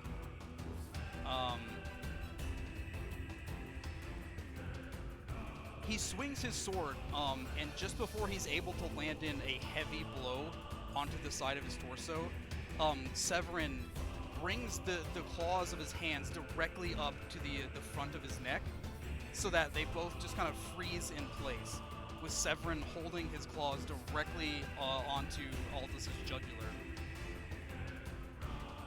The mere swipe of my index finger, your life is over, Prince. It's your last chance to surrender. And now we're gonna go to Crow's turn. Oh, there's nothing I can do about Time that. to die. I call looting him when he dies, by the way. Like dibs. That's crazy. Okay. You can have it. I don't care. You want to split these, Mabel? I don't care about money. Oh, he might have some trinkets on him. You think you got a yo-yo? If he doesn't, we can find one. I'm really interested in brushing up on my yo-yo tricks, but I'm also bleeding quite a lot.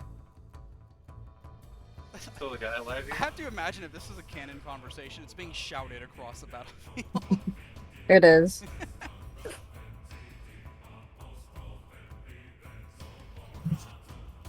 That's a very bad thing to say out loud if you plan on looting the prince.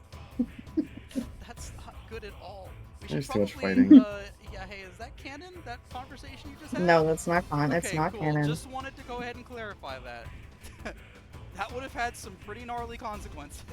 He was like, hey, Wolf Knight, you're pretty cool. Can I join you guys, actually? Are you gonna say that, or are you just joking? I'm just For you to joking. find out. Jason after. Yeah, I guess I'll, stand up Okay. Get back up on your 2 feet. and look at this motherfucker in the face. I'd be like, growling, because I'm angry. I can't really, Oh? not really thinking. I'm, Where's Bree?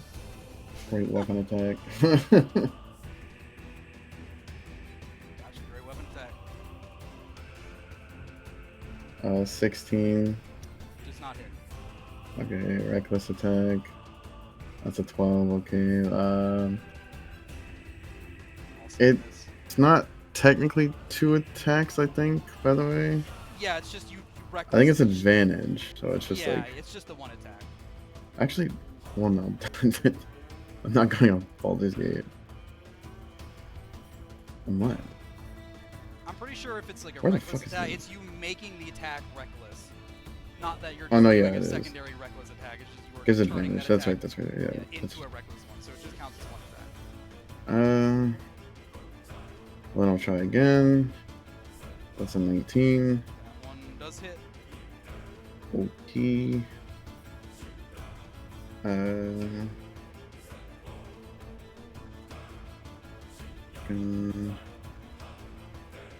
11 plus 2 plus 10.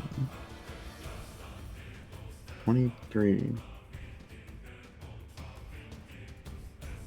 Demolished. 23.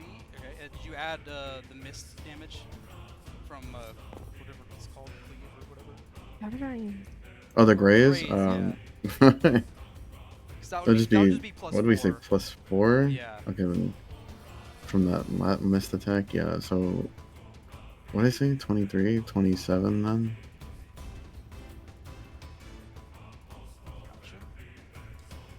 Gotcha. All right. So yeah, immediately after getting back up, you go in for another swing, but miss it. However, the heft of your greatsword and knowing how to handle it the way you do, you're able to at least get the tip of it to do a little bit of slashing onto the leg of the Wolf Knight before going in for a heavy swing, which goes directly into the left shoulder of the knight, spewing blood all over the place as you cleave basically the shoulder apart from their neck, almost. You son of a bitch. Piper, you're next. Okay. I'm gonna do, since I have the one guy grappled still, he's gonna take 9 damage just from me holding them down, tightening my grip. I've got a... That's my fighting style, is grappling. Gotcha. And then I'm gonna make... I forgot, I did this before, right? In the last fight, I grappled and then I stabbed. I can make a weapon attack while I have them grappled. Good question. That's... We did that in the last village. Okay. And that's like your character sheet says you can do that? Yeah, it doesn't say that I can't, because it's just... yeah. We probably had another long conversation about this before, and I arrived think, at that answer. I think that we did. That's why I'm bringing up that we did it before. Go ahead and trust in, like, past Dawson and Nate, and go ahead and say that that's probably correct. Yeah. So we can spend another 10 minutes figuring it out. Would I have advantage on them since they're restrained, or... Restrained by you, I don't see why you wouldn't. Okay. Me neither, honestly. 18 to hit. Does that hit? Yes, it does hit. Alright. It's gonna do this. 14 plus.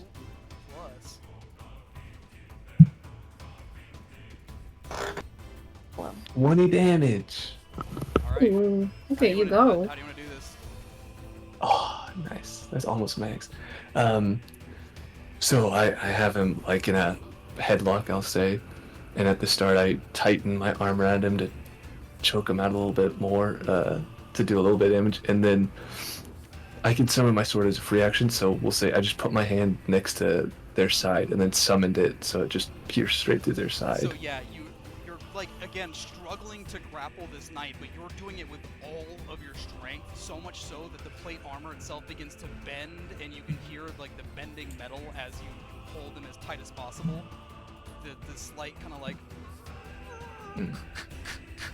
as you hold up your right hand during all of this, you very quickly move your right hand off of the grapple directly to the side of their torso, summon forth the arm of Agrius, and it just... the red tentacles go through the body and begin to like form and solidify into the form of the blade, and you just cleave apart the bottom half of this knight so that they're completely just torn in twain. Nice. The legs fall limp, and eventually you let go of the torso as it falls in 2 pieces below you. Oh.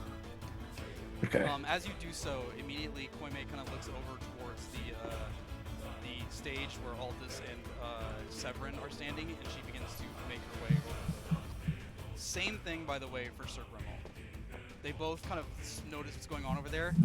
And before he heads, well, he doesn't even say anything. He just immediately starts booking it that way. But however, he will get the opportunity to attack against him by the Silver Knight because he's in their range. So we're going to do that.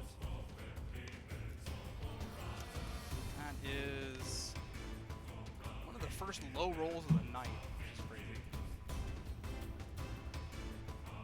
Still does, oh gosh, 15 to hit, which does not hit Sir Grimmel. So he begins to start pushing his way over to the front here, and he starts to do battle with these soldiers who are kind of protecting the stairs leading up to the platform. And he goes up and he begins to take his sword and begins swinging wildly with just a loud and ferocious "Out of my way!" Trying to slice apart any of the soldiers who stand between him and the prince. As he kind of shouts this, and Altus stands there with the finger blades pointed directly at his jugular. He just stands, and then in the flash of an eye, before anybody on the battlefield is even able to blink, it's almost as if everything slows down. The snow falling begins to slow. Everything goes in slow-mo. He rears up his greatsword directly up towards the left arm of Severin Fray, which is holding his claws directly at his jugular. He slices up his greatsword and cuts clean through the left arm of Severin Fray. And as he does so, his sword begins to become raised high in the sky, and everything begins to kind of move faster again as the left arm of Severin falls limp, dead onto the ground. Now completely, what's the word I'm looking for? Amputated. So missing his left arm, Severin kind of like rears back a little bit, kind of like is staggered, and just kind of like crouches down and covers his gaping wound with his other hand, and just lets out a loud curdling scream. That just echoes across the entire battlefield. And as he stands down, just kind of like holding the wound, Altus Frey begins to kind of slowly approach him. Very carefully. Alright. Now... I realized I did it again. I keep doing the fucking thing where I stand up out of my chair to do, like, acting, and nobody fucking sees it. I should just turn on my camera. Alright, Maybell, you're up. Hi. What? I had another thing I was gonna do. Oh, sorry. Oh, go ahead. Go for it. I didn't... I'll be quick.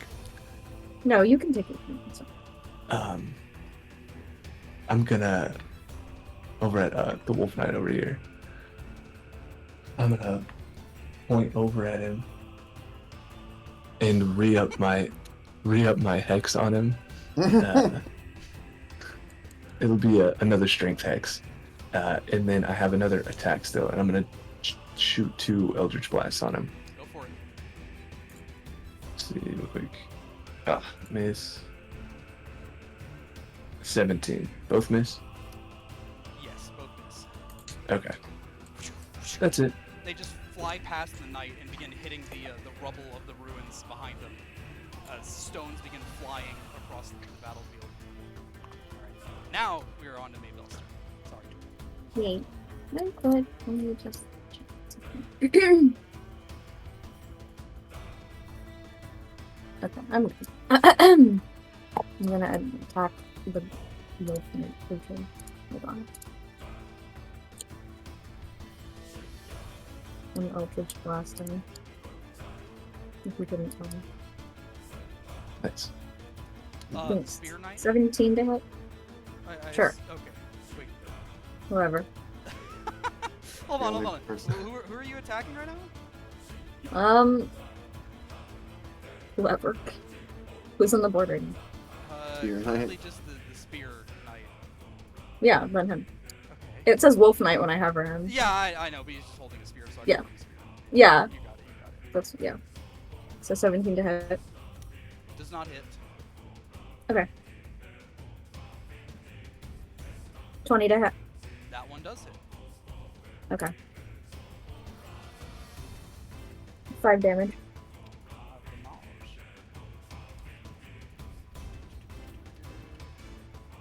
Got it.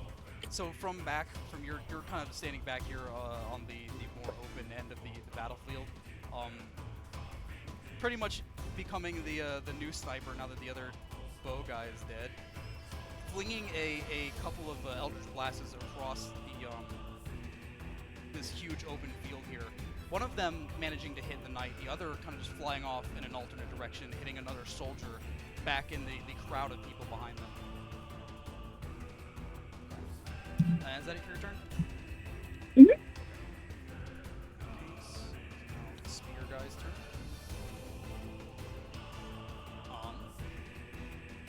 And with Sir Gremalt gone, now is just focusing their entire... I need to get a dictionary. Their entire focus now on Crow. He's going to roll to hit you.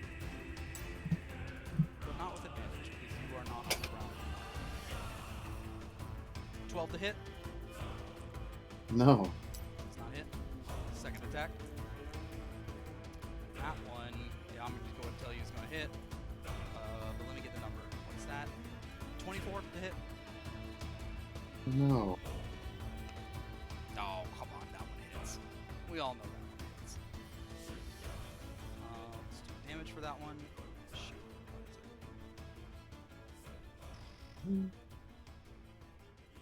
it? 2 of these.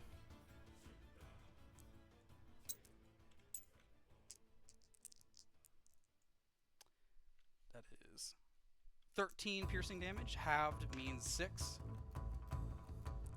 And then one last spear thrust. Oh, they get 3 attacks. Because they are strong enemies. I don't want 3 attacks. Eventually, I think. It's like a level 10 thing. Well, eventually.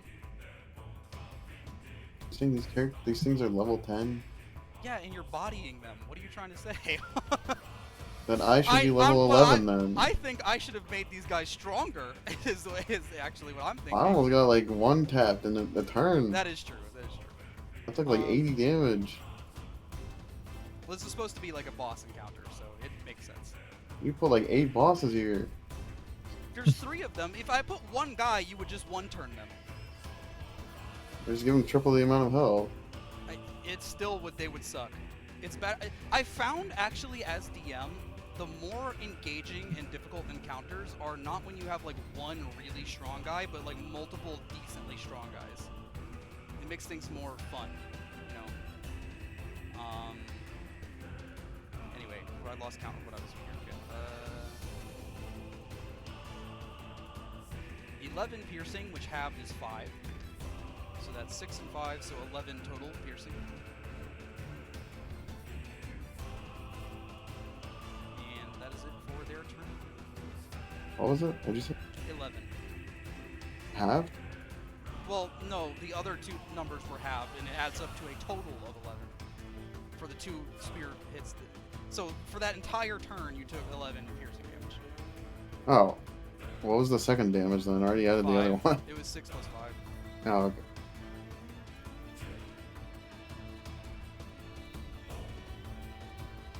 Alright, so now back up at the top of the turn order. Lauren, you're up. Me. Piper, are you okay over there? God damn. I'm fine. He ain't been okay in a break.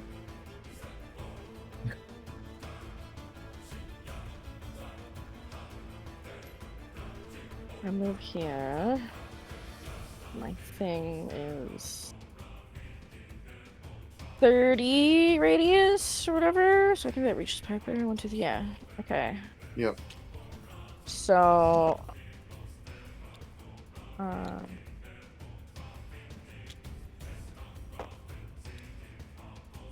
she's cooking, Your Honor.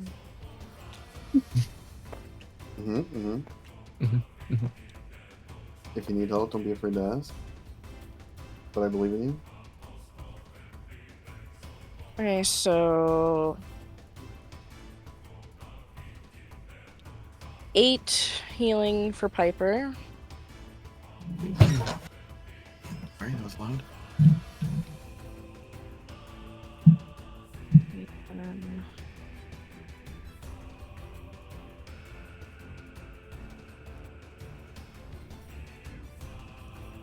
I'll yell at him and tell him I catch him over. And then 7 more healing to Piper.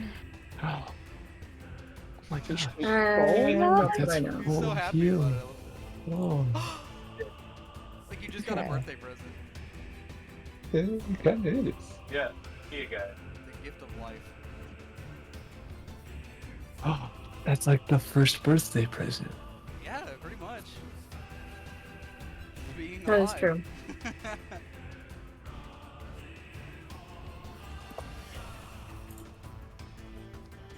I can't remember where I was.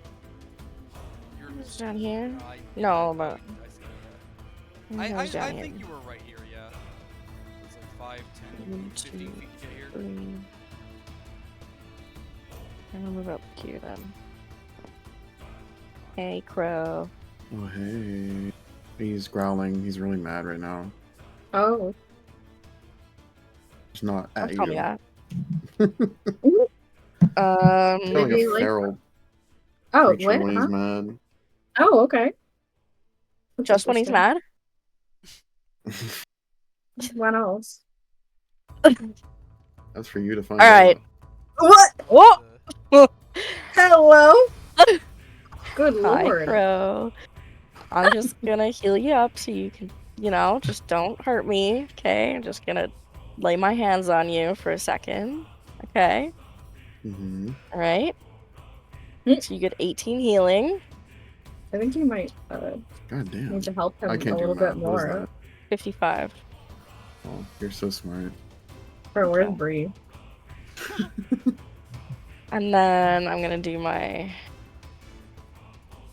other one. I'm gonna do 3 plus a number plus 7 more healing. So that's 62. Healing and 7 more. 5 doctors and 5 warlocks. That's everything I can do. Thank you. That was a lot. Anything for you. Take this whole army on now. Okay. Next is Alice. So you get to keep They playing. should kiss. Oh, you get to keep playing. Yeah, you get to keep playing. Let's go. Yeah, Alexa. What? It's Alice's turn. Oh, sorry. Put energy immediately. My bad. Which is fine.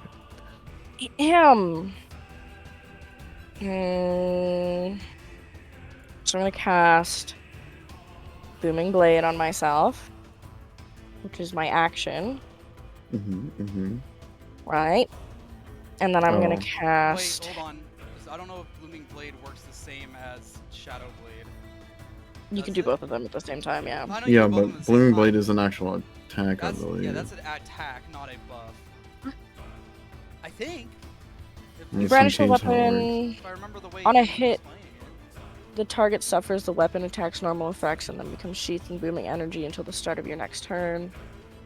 If the target willingly moves 5 feet or more before then, the target takes. I don't think so. I think you He said that I can cast them at the same time. Yeah, it's the idea of you casting them at the same time is that you have Shadow Blade up and then use Booming Blade while you have Shadow Blade. Yeah, but when you use Booming Blade, you have to do like an attack. Yeah. Oh, okay, so I should cast Shadow Blade first. Yeah. No, you have Shadow You have Blade it up still. already. I still have it up? Oh. Yeah, I don't think it goes away until Yeah. I think 10 turns have gone. You play by. World of Warcraft, right? You ever played I don't know what class I can think of at the Not great. Nice. No, but you know, like you have like you give yourself buffs with certain characters, right? You know, like you have a buff and that buff means you do extra damage. That's what Shadow Blade is. Yeah. And then Booming Blade is like a button that you put on your hotbar. That's like, you know, you hit one as part of your rotation, right? Booming Blade is a debuff against the enemy. So if the enemy does something, it does extra damage. Yeah, if the enemy moves, then it takes damage, yeah. Well, there you go. Then it's like that. Okay, well, I guess I'll cast that, right? Like... We do have to do a melee attack. Yeah, you so you have to gotta get close. Yeah. I'm gonna roll to hit. We gotta move within range first. Oh, sorry. You have plenty of you can just...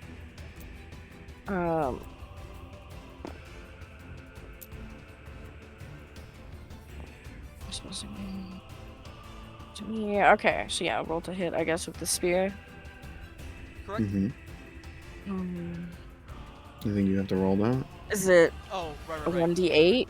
I just don't know what to roll. I can roll Oh it. no, you roll the d20 plus 6 to do the to do the attack roll first. So 7. Yeah. So that would be 7 to hit, Doesn't which misses. hit. Alright. I think that's it then. And yeah, she doesn't have multi-attack at this point, I don't think, so... Unless you have a bonus action. Ooh. Technically, I guess.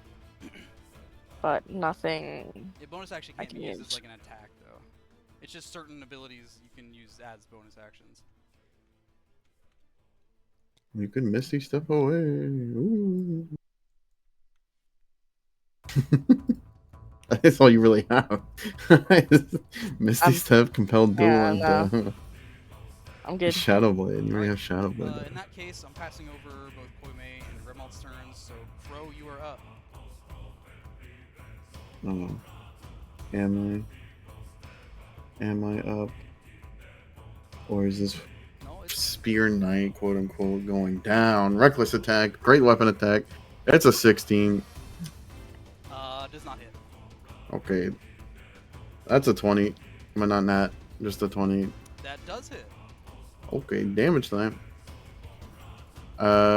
Well, 23 23 total damage? for the first attack, yes. And then I'm using my second attack. That's a 19 plus 2, and that counts as a crit because of who I am. Yep. You got it. Fucking don't remember how to do that. What was it? Was it double dice or is it? Double dice, correct. Or double dice for damage. So whatever dice you would normally roll, you roll double. okay, and then just the +4 after. Yes. So then, fuck, it went away. How do I bring that back? This little menu. 3 plus 3 plus 6 plus 3 plus 4 plus 10 plus 2.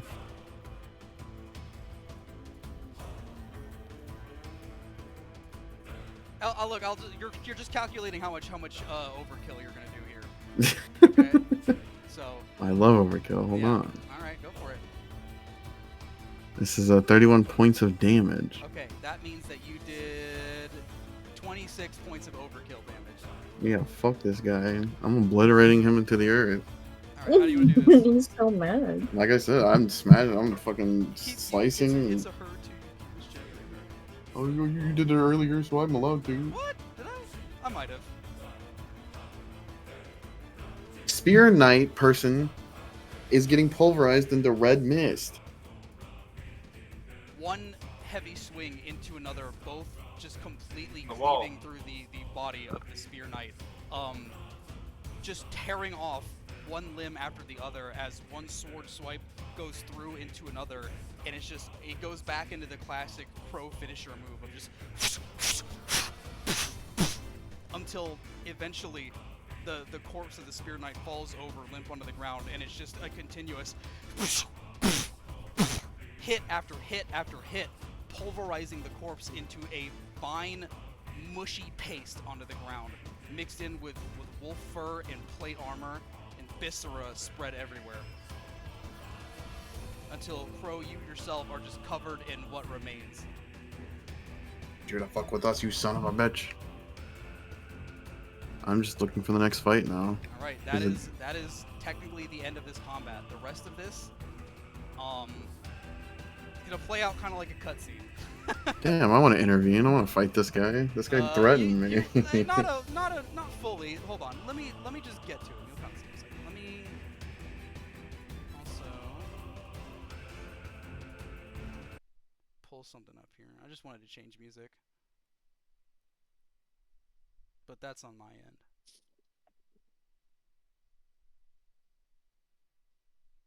The Nier Automata OST is pretty good for this fight. Oh, nice. I like the Nier Automata OST. It's very good.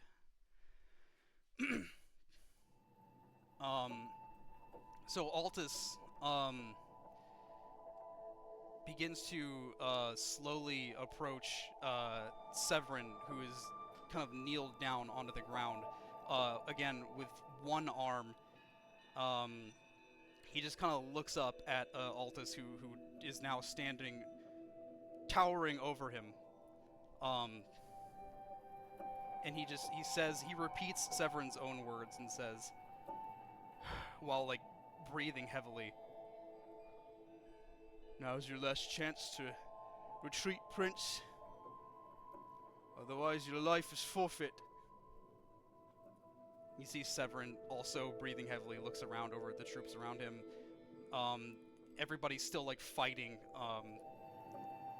amongst this huge crowd of soldiers, before eventually he kind of like raises up his hand in the air.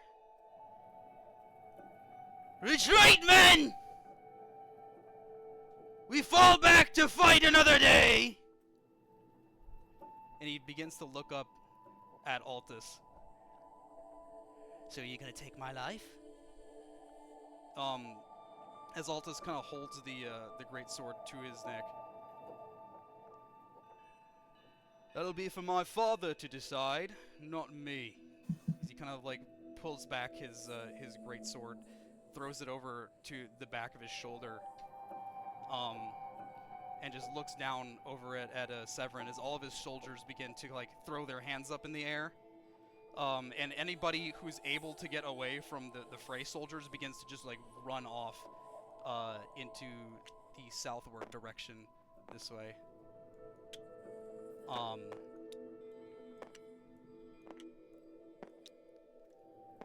And immediately after he does so, or after they do so, Sir Gremalt begins to kind of like start running his way up these stairs. And he begins to like kind of start like very quickly run up these steps here.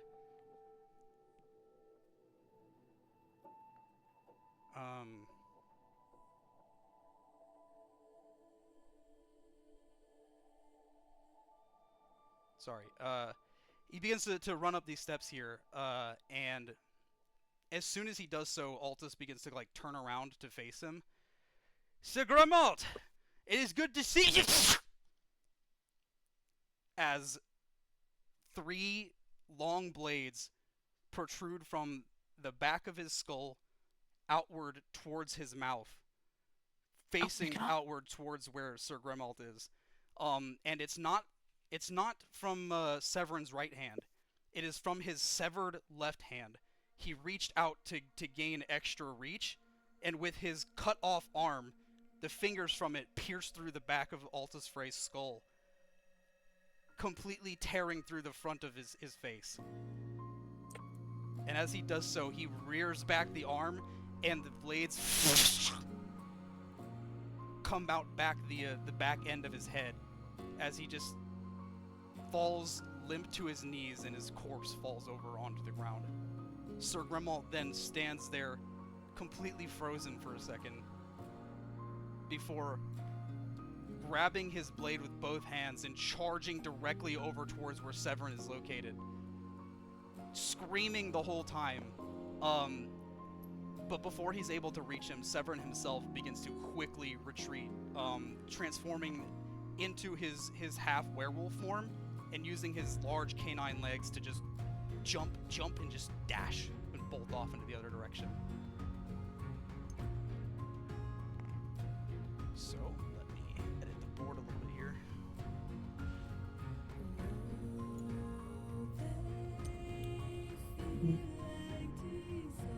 Just get rid of all the guys. After this happens, a very deafening silence falls over the battlefield, as Sir Gremalt begins to slowly walk over and then fall down onto his knees and grab up the corpse of Altus as he looks at his gaping wound directly on his head, and just kneels down and begins to start shaking, like violently. And he just begins to hug the body. Oh my god.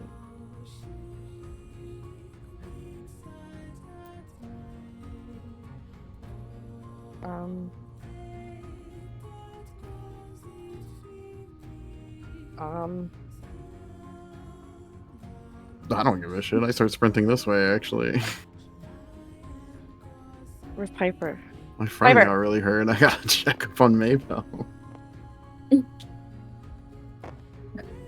Bro, they did Is Piper looking? Like, I don't know. What is Piper doing? Yeah, I'm just laying there with the top half of that dead knight laying on top of me. Okay, well I'm gonna Oh my god. fucking move that. Alice is gonna help. I'm gonna move that. Get that right off of you. Piper has a lot of moms.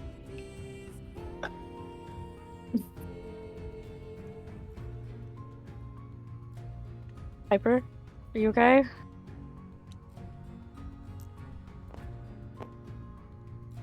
Piper? I don't think he's okay.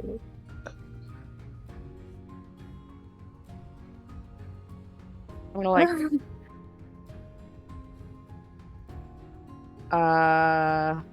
which way is Piper laying? Like if he got up, would he be looking to see that whole thing? Yeah.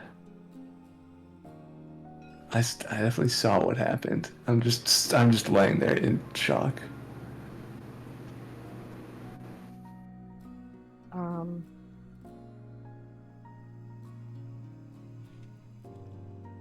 Here, you stay here, Piper. Alice can stay with you. Mabel, how are you feeling? Are you okay? I think How I'm bad are sorry, the what? wounds? Oh, Alright, she's a little loopy from the blood loss. She hikes up her skirt and shows you her It's thigh. a completely like gnarly open wound. orbs that were mining. That's just it's completely torn off like a chunk of her thigh. Also on her thigh are multiple bites that are scarred over. Oh, yeah. Okay, I heal Mabel for 17. You have a lot of healing left. Okay. Well, they're not fresh; they're just scarred. Oh yeah, I meant the fresh wound, Oh. obviously. Did y'all want to pull out the arrow, or we could just leave it there? It's lodged in there. You're not supposed to pull it out, right? If she I can heal immediately heals, I think kind of what pseudo cauterizes it based on what I've Alright. seen. Just make sure you like break it so you're not pulling the barbed side out, like Oh, okay. if you can. Yeah. Hold on. I don't have anything to fucking. We could help her do that. Did you want to break the thingy, or I could just blast it off? Yeah, Right. yeah. Don't think blasting. I could I mean, blast if you do it in it. a way where it doesn't like move it while it's inside you, sure. I'm a sharpshooter. I mean, you could just break it. I don't really care. Yeah, I'll break it as gently as possible. Wait, don't touch me. I kind of have May to I? break it. Is that okay if I do it? Yeah. Okay. I'm just gonna grab it very carefully and try not to move it. Snap it a little bit. And then, Sorry, I realized you're a boy. Do a what is the check I'm looking for here? Do what is it? Medicine check. Medicine. I said thank you to myself. 21. You did. Yeah. 21. So you begin to carefully grab the end of the arrow. That's the non-barbed side, and you take it and you just slowly.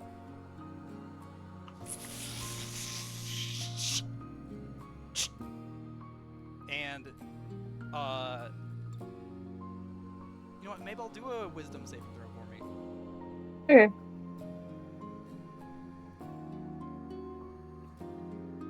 Uh-oh. 22. Okay. You the whole time manage to grit your teeth through it without letting out a single yelp. But the pain I'm hard as hell. intense and searing. And the blood begins to start to flow very fiercely as soon as the arrow is out. Does my heal not? Are you fix casting that? heal at the same time? Yeah, pretty much. Okay. Well, after you take the arrow out, then you begin to cast your heal spell, and after doing so, then the flesh begins to mend itself as the muscle begins to reform back into its previous place. The bone begins to reform to where it once was. The blood then begins to stop flowing the moment the skin retracts and reforms. Alright. That feels a lot better, thank you. Is Piper okay? I don't know. I left Alice there to just make sure that he's... Oh, you left Alice there? Alright, well, get on over there. I don't think she's gonna say anything, but...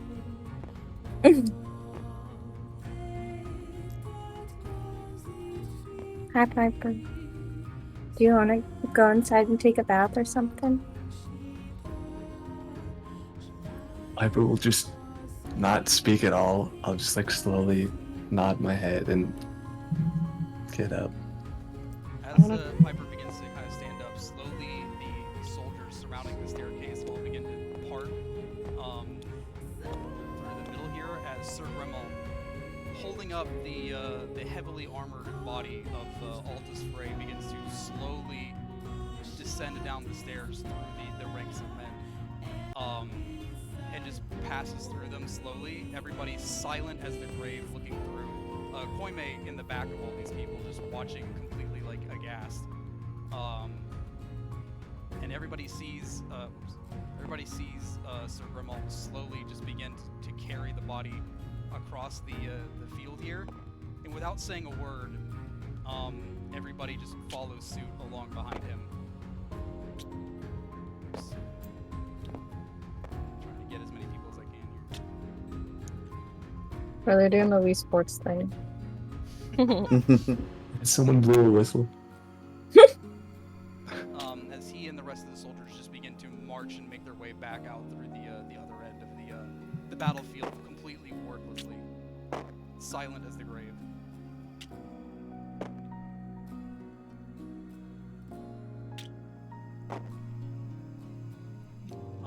From behind them, Huskin's Drave just kind of like walks over and just kind of sits down at the bank of the ice river with a hefty thud of his backside onto the ground. Koime kind of just like walks her way over here and just stands, watching the soldiers walk off into the distance, also wordlessly. Pepper, you want to come inside? You want to hold my hand? He'll nod and reach his hand out. I hold his hand. You reach out your hand to grab Piper's own Kenku hand, which has kind of the rough, feathered, bird-like quality to it, but equally has warmth, mostly blood from the battle, but also the blood underneath the skin. As you kind of like lead him slowly off over into the other direction. This guy here?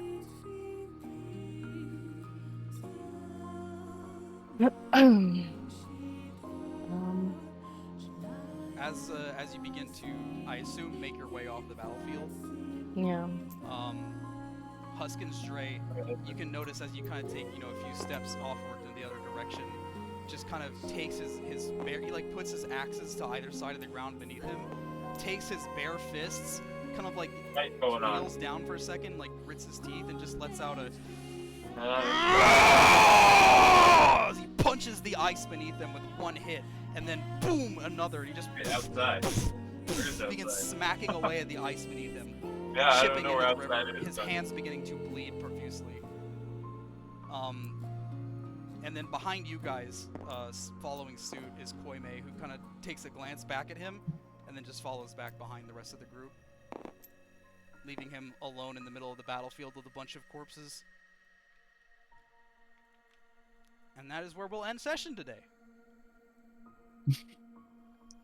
Damn, bro. Alright. It's crazy. Guess I can't lose this body. What? Can't what?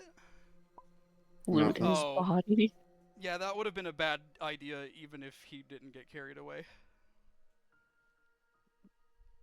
He probably didn't. No, have I a was way just to- praying over him. I don't know what you guys are so upset about. Sometimes people aren't just bandits, and actually are very important. He told me he wanted me to loot him because I was a great warrior. I don't know if he used Well, those words. I heard that. exactly. I don't know if I heard that too. I don't think that's what he I have said. several No, I people heard backing that. me up on that. Yeah, several liars. I heard him say that. No, Several fibbers. that's your perception. I feel like if it's this many against Well, one, I don't know. You know what's crazy is that Absurd. as the DM, my perception is the one that matters. So, Yada yada yada, whatever. Perhaps we're projecting. projecting the truth onto the game that I run, yeah.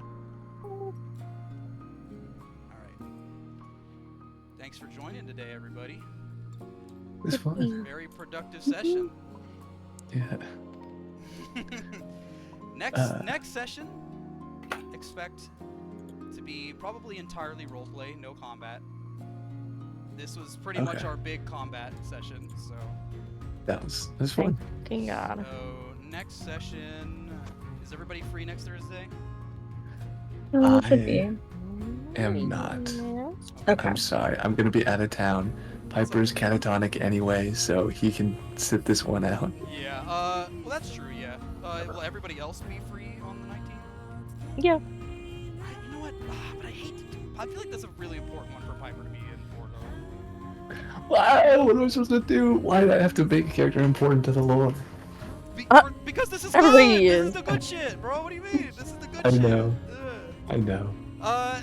But I don't want to stop another session. No, I know, but We just started. I feel like this one's kind of important for Piper to be around, so maybe we just do the 26th? If everybody's free on the 26th? Yep. Sorry to break my own rule that I already decided I wanted to do. But I kind of want Piper's input for next session. So. It's pretty important stuff. All right. Well, in that case, 26th. I'll set the event for the 26th, and we will reconvene back here at that time to play more and expect a lot more roleplay and a lot less combat. Okay. Okay. Thank you. Prepared. Yes. Thank you for joining. Bye. Goodbye. Bye. Goodbye. Goodbye. Have a good night. Sleep well. Who were those guys? I was for saying, real. I was like wondering the whole time. I was like, what the fuck? I was expecting my players to come join, and then like these random people showed up. I don't know. Random strangers. It's so weird. I'm glad I'm not the only one. That was crazy. Good thing they happened to know exactly what to do. Yeah, they knew everything. That was a really good session. Super fun. Yeah, this is a pretty big turning point in the story, and I thought over a lot over how exactly I wanted to handle that. And that's pretty much how I wanted it to go. There was something else that was supposed to happen because of something I can't tell you, but there was something else that was supposed to happen because another player wanted to do something, but then literally mid-session they DM'd me saying they changed their mind, and I'm like, fuck, okay, shit, alright. So half of it was like improv. I'm like, fuck. Dang, that's good improv. Thank you. But yeah, next time I think will be really good. We can get into the meat and bones of the actual consequences of this combat. So, and then after this arc, things are gonna open up pretty significantly. And once things open up pretty significantly, that's when we're gonna get Cameron in. So. Nice. I can't wait for him to play. I am excited for him to play too. I love Cameron role playing. It's really good. I love Cameron. He's so good. Dude, I still can't get over like all the. There's somebody else is here. Piper being like a quote unquote child. And everybody treating him that way, which like kind of is, but I'm thinking about like if there comes a day when he regains his memories or if something happens with that, and I'm like, he's an adult. Or if we ever find another Kenku that's like Piper's size, and it's like, you're a grown man and Piper's a child, but you're the same size. What's that about? What's going on there with that? Yeah, I will say finding another Kenku will be quite the challenge, considering how rare the race is. I figured. Yeah, the only reason that you are one is because of funny business. So. Yeah, but I think so far, I didn't think Kimber would ever get to join, so he knows a bunch of my character's lore. But he's really? He's keeping things on down. He earlier when he did I say David? Oh yeah, the fake names. Yeah, we mentioned David, and he types David in all caps, and I DM'd him. I was like, hey, they don't know, and he was like, oh, I was talking about Elden Ring David, and I was like, oh, okay. Yeah, because our Elden Ring David. My mind's on other dude. I was like, oh, that was what I remember when Blaze was like, you gotta name this guy because we're gonna commend him, and then he never did. I named him David. Oh, thanks, David. And then what was it? Alexis said Eric the cleric. That was a good one too. That was also a good one. I don't think they're ever gonna meet him again though. So I don't know. Maybe True. I'll have to write a page for him somewhere. I don't know. Yeah, that's fair. All right. Well, I'm heading out. Okay. Yeah. Me too. I'll see you on the 26th. Of course. 26th. Yes, sir. Bye bye. Bye bye. See ya.